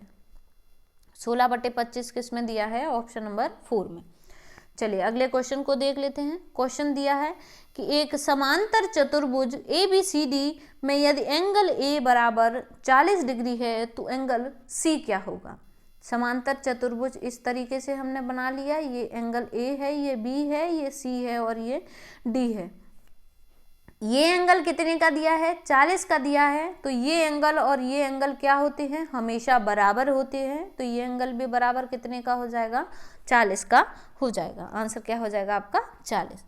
चलिए अगले क्वेश्चन को देख लेते हैं। क्वेश्चन दिया है कि FeHCl को रिएक्ट कराया जाता है तब क्या क्या निकल के आता है। तो इस इक्वेशन को हम बराबर करते हैं। यहाँ पर हाइड्रोजन कितने दिए हैं, 2, तो अगर इसको 2 से हम यहाँ पर बराबर करेंगे तो ये इक्वेशन क्या हो जाएगी, Fe2HCl को रिएक्ट कराया जाएगा तो क्या हो जाएगा, FeCl2 प्लस H2। FeCl2 को क्या बोला जाता है, FeCl2 को बोला जाता है फेरस क्लोराइड। FeCl2 को क्या बोला जाता है, फेरस क्लोराइड। चलिए अगले क्वेश्चन को देखते हैं। क्वेश्चन यहाँ पर क्या दिया है कि निम्न में से क्या एक प्राकृतिक चुंबक है। तो इनमें से जो प्राकृतिक चुंबक होती है वो कौन सी होती है, वो होती है चुंबक पत्थर, यानी कि लोड स्टोन को क्या बोला जाता है, चुंबक पत्थर, जो एक प्राकृतिक चुंबक होती है। चलिए अगले क्वेश्चन को देख लेते हैं। क्वेश्चन दिया है यहाँ पर कि रवि की आय 60,000 रुपये प्रति माह है। विभिन्न उद्देश्यों में उसके खर्चों और उसकी बचत को व्यक्त करने के लिए एक वृत्तखंड रेखा चित्र बनाया गया है। यदि प्रति माह 12 रुपये की वह बचत करता है तो वृत्तखंड रेखा चित्र में कौन सा कोण उसकी बचत को प्रदर्शित करेगा। ये टोटल वृत्तखंड ऐसा बनता है, इसमें इस तरीके से ये पार्ट डिवाइड कर दिए जाते हैं। किसी बचत दिखानी है, किसी चीज में खर्चे दिखाने हैं।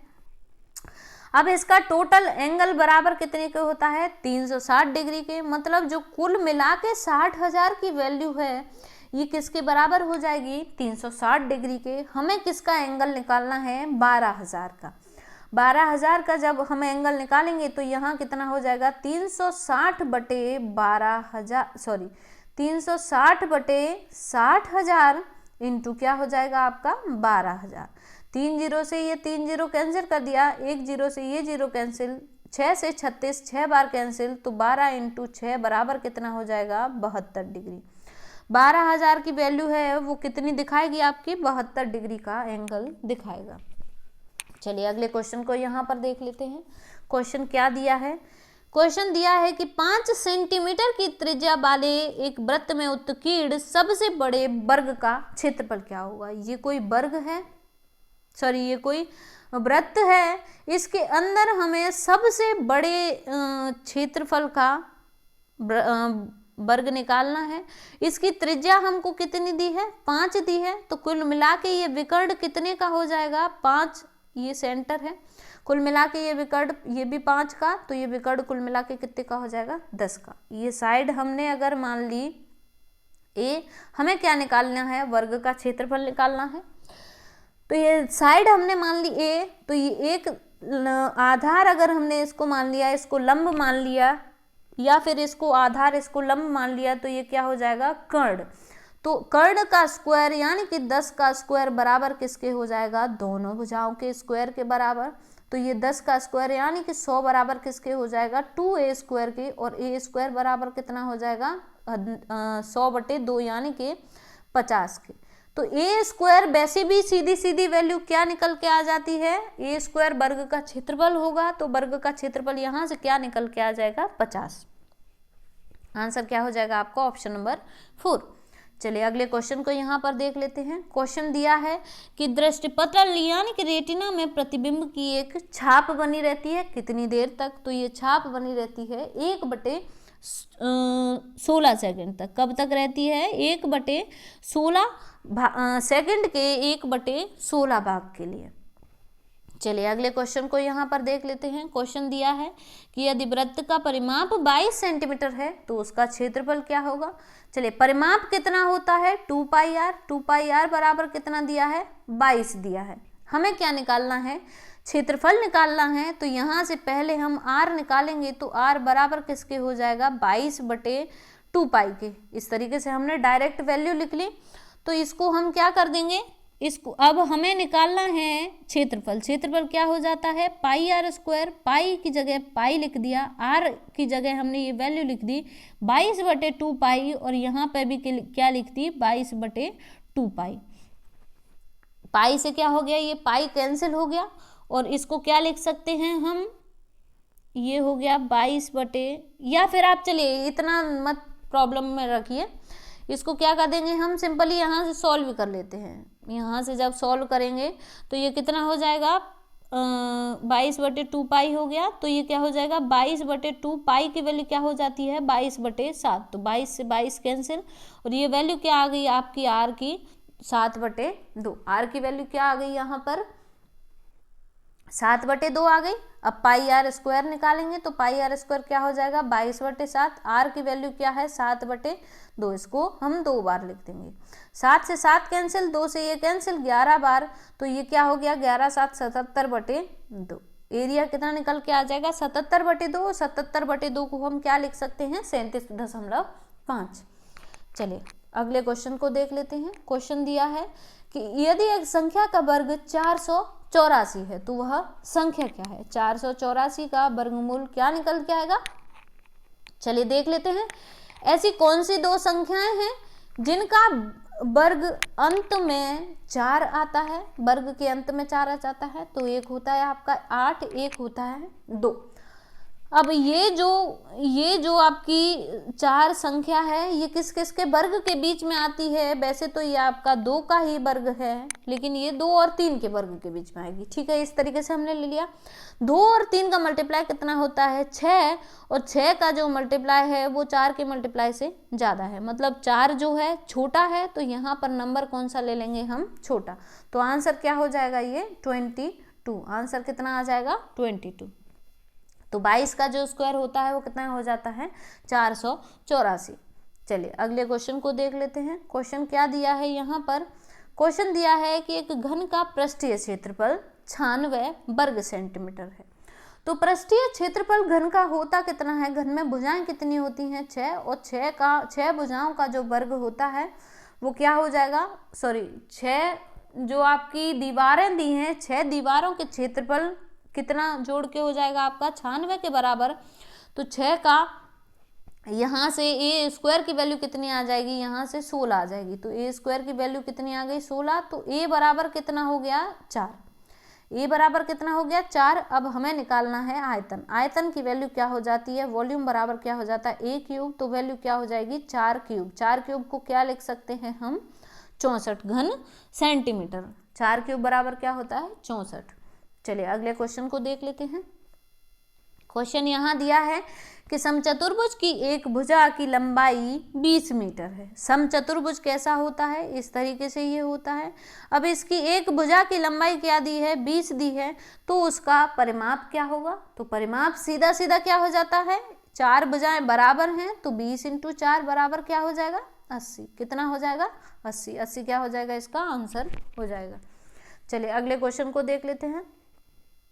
क्वेश्चन दिया है कि एक समांतर चतुर्भुज में आसन्न कोण कौन से होते हैं। ये समांतर चतुर्भुज इस तरीके से बना रहता है। आसन्न कोण ये और ये वाले अगल बगल वाले जो कोण रहते हैं वो आसन्न कोण रहते हैं। ये हमेशा कैसे होते हैं, ये अगर इस एंगल को ए मानो, इसको बी मानो, तो ए और बी एंगल हमेशा होने चाहिए 180 डिग्री के। और ये जो आपकी कंडीशन रहती है इसको क्या बोला जाता है, इसको बोला जाता है सप्लीमेंट्री एंगल्स। समपूरक, एक दूसरे को जो पूरा करते हैं वो एंगल समपूरक बोले जाते हैं। उनका जो ऐड होना चाहिए वो 180 डिग्री होना चाहिए। कॉम्प्लीमेंट्री होता है यानी कि पूरक, इसमें दोनों एंगलों का ऐड कितना होना चाहिए, 90 डिग्री। चलिए अगले क्वेश्चन को देख लेते हैं। क्वेश्चन दिया है कि निम्न में से कौन सा घटक फ्लोएम से संबंधित नहीं है। तो फ्लोएम से जो संबंधित नहीं है वो है आपका ट्रकीड। ट्रकीड जो वर्ड है वो फ्लोएम से संबंधित नहीं है। चलिए अगला क्वेश्चन देखते हैं। क्वेश्चन दिया है कि निम्न में से कौन रोग एंटीबायोटिक का प्रयोग करने की आवश्यकता नहीं है। इनमें से किस रोग में एंटीबायोटिक की आवश्यकता नहीं पड़ती है, तो वो है आपका मलेरिया। मलेरिया के लिए कभी एंटीबायोटिक की उपयोग करने की आवश्यकता नहीं पड़ती है। चलिए अगले क्वेश्चन को देख लेते हैं। क्वेश्चन दिया है कि निम्न में से किस पशु को एविज वर्ग के अंतर्गत समूहित नहीं किया जा सकता। एविज यानी कि कौन होते हैं, पक्षी। और पक्षियों के अंतर्गत इनमें से किसको नहीं ले सकते, तो इनमें से नहीं ले सकते हम चमगादड़ को, क्योंकि चमगादड़ कौन होती है? चमगादड़ एक स्तनधारी जीव होती है। कौन होती है? ये एक स्तनधारी जीव होती है चमगादड़। चलिए अगले क्वेश्चन को देखते हैं। क्वेश्चन है कि निम्न में से कोशिका की उपस्थिति का चयन कीजिए। तो इनमें से कोशिका किस में उपस्थित रहती है? तो कोशिका की स्थिति का चयन कीजिए। कोशिका होती क्या है? जैसे हम मकान बनाते हैं तो इसके लिए मेन चीज हमारी क्या होती है? ब्रिक, यानी कि ईंटें। ईंटों से मकान बनता है। इसी तरह कोई भी शरीर, कोई भी चीज बननी होती है, कोई भी प्राणी बनना होता है तो उसके बिल्डिंग ब्लॉक का काम कौन करती है? रचक खंड का जो काम करती है वो करती है आपकी कोशिका। चलिए अगले क्वेश्चन को देखते हैं। क्वेश्चन दिया है कि ग्राम्य पंछियों यानी कि कंट्री बर्ड का पालन पोषण एवं प्रजनन क्या कहलाता है? तो जो ग्राम्य पंछी यानी कंट्री बर्ड्स, मुर्गी वगैरह, इनका पालन पोषण करना कहलाता है पोल्ट्री फॉर्म। क्या कहलाता है? ये पोल्ट्री फॉर्म कहलाता है। चलिए अगले क्वेश्चन को देखते हैं। क्वेश्चन दिया है कि निम्नलिखित में से कौन वायुमंडलीय ओजोन परत को नुकसान पहुंचाता है? तो इनमें से कौन वायुमंडलीय ओजोन परत को नुकसान पहुंचाता है? जो सबसे ज़्यादा ओजोन को नुकसान पहुंचाता है वो है CFC। ये हमारे घर के फ्रिज द्वारा रिलीज करी जाती है। क्या? CFC, chlorofluorocarbon. चलिए अगले क्वेश्चन को देखते हैं। यहाँ से क्वेश्चन यहाँ पर क्या दिया है? क्वेश्चन दिया है कि छाती गुहा के आसपास की कंकाल संरचना को क्या कहा जाता है? तो छाती गुहा के आसपास हमारे क्या होते हैं? वो होते हैं हमारे फेफड़े। क्या होते हैं? फेफड़े। और फेफड़ों का जो जाल होता है उनको बोला जाता है पसली पिंजर। क्या बोला जाता है? फेफड़ों की पसलियां होती हैं, पसलियों की जो जाल बुना हुआ होता है, फेफड़े किसके अंदर रहते हैं? हमारी पसलियों के अंदर। और पसलियों का जो जाल रहता है उसको क्या बोला जाता है? पसली पिंजर, यानी कि रिब केज। चलिए अगले क्वेश्चन को यहाँ पर देखते हैं। क्वेश्चन दिया है कि एक सामान्य मानव कान इतनी सीमा की ध्वनि सहन कर सकता है। तो कोई किसी भी व्यक्ति का सामान्य कान है वो कब तक ध्वनि सहन कर पाएगा? 80 डेसिबल तक की ध्वनि।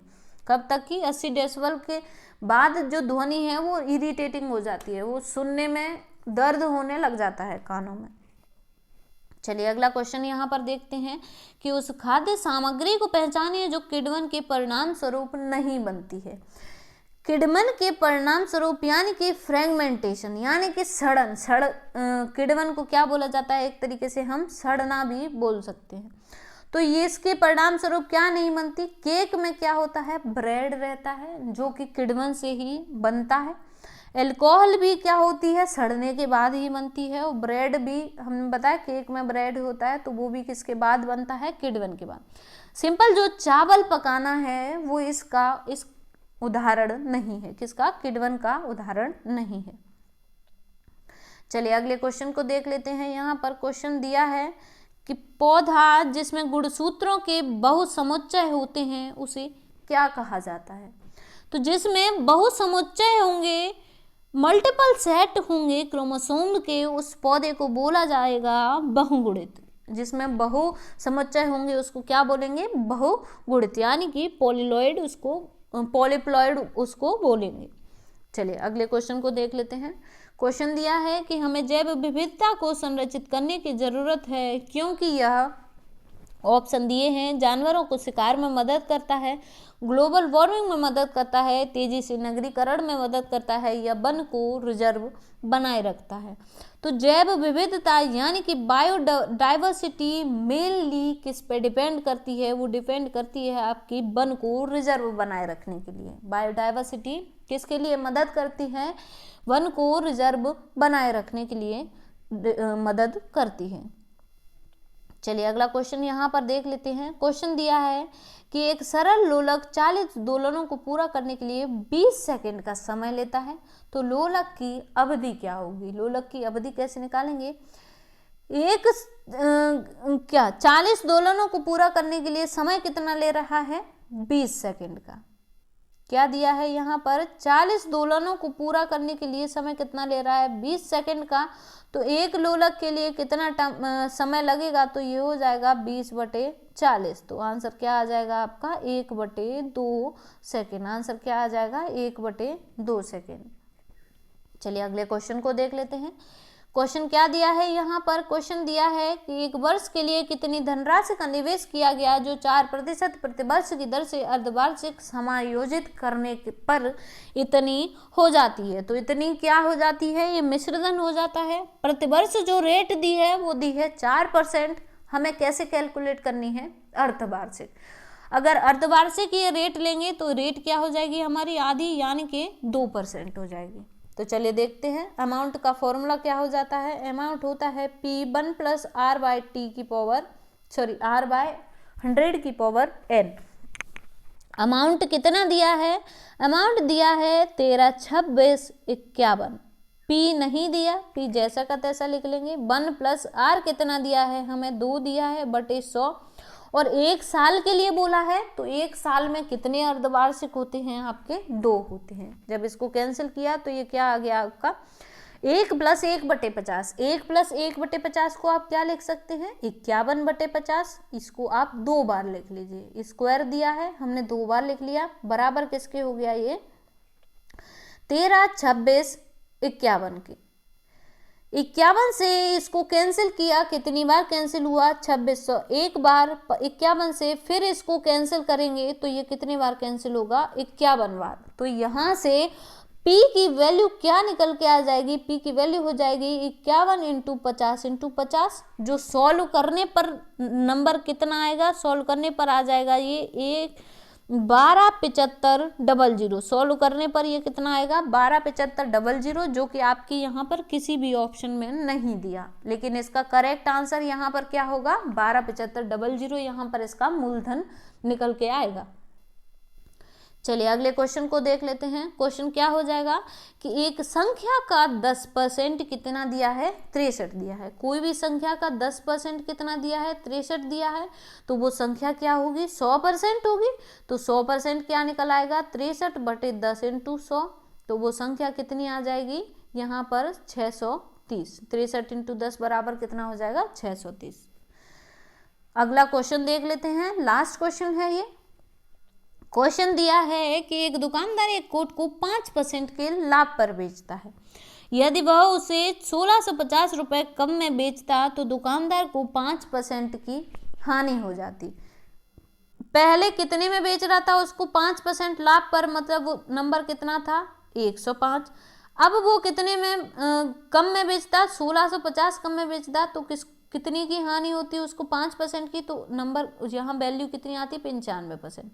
अब इसका जो अंतर है वो यहाँ कितना आ रहा है, 10%, लेकिन नंबर में वो अंतर कितना होना चाहिए, 1650 के बराबर। तो 10% की वैल्यू अगर 1650 के बराबर है, हमें क्या निकालना है, क्रय मूल्य निकालना है। तो क्रय मूल्य कितना होता है, हमेशा 100% होता है। तो 100% के लिए क्या कर देंगे, इसमें 1 0 हम और ऐड कर देंगे। तो क्रय मूल्य क्या निकल के आ जाएगा यहाँ पर इसका, 16,500 रुपये।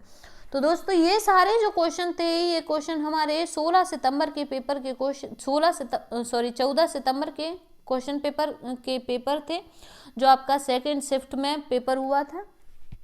अगली सीरीज में हम आपके लिए और भी बहुत अच्छी अच्छी चीज़ें लेकर आएंगे। तब तक के लिए बने रहिए हमारे साथ लाइट एजुकेशन पर।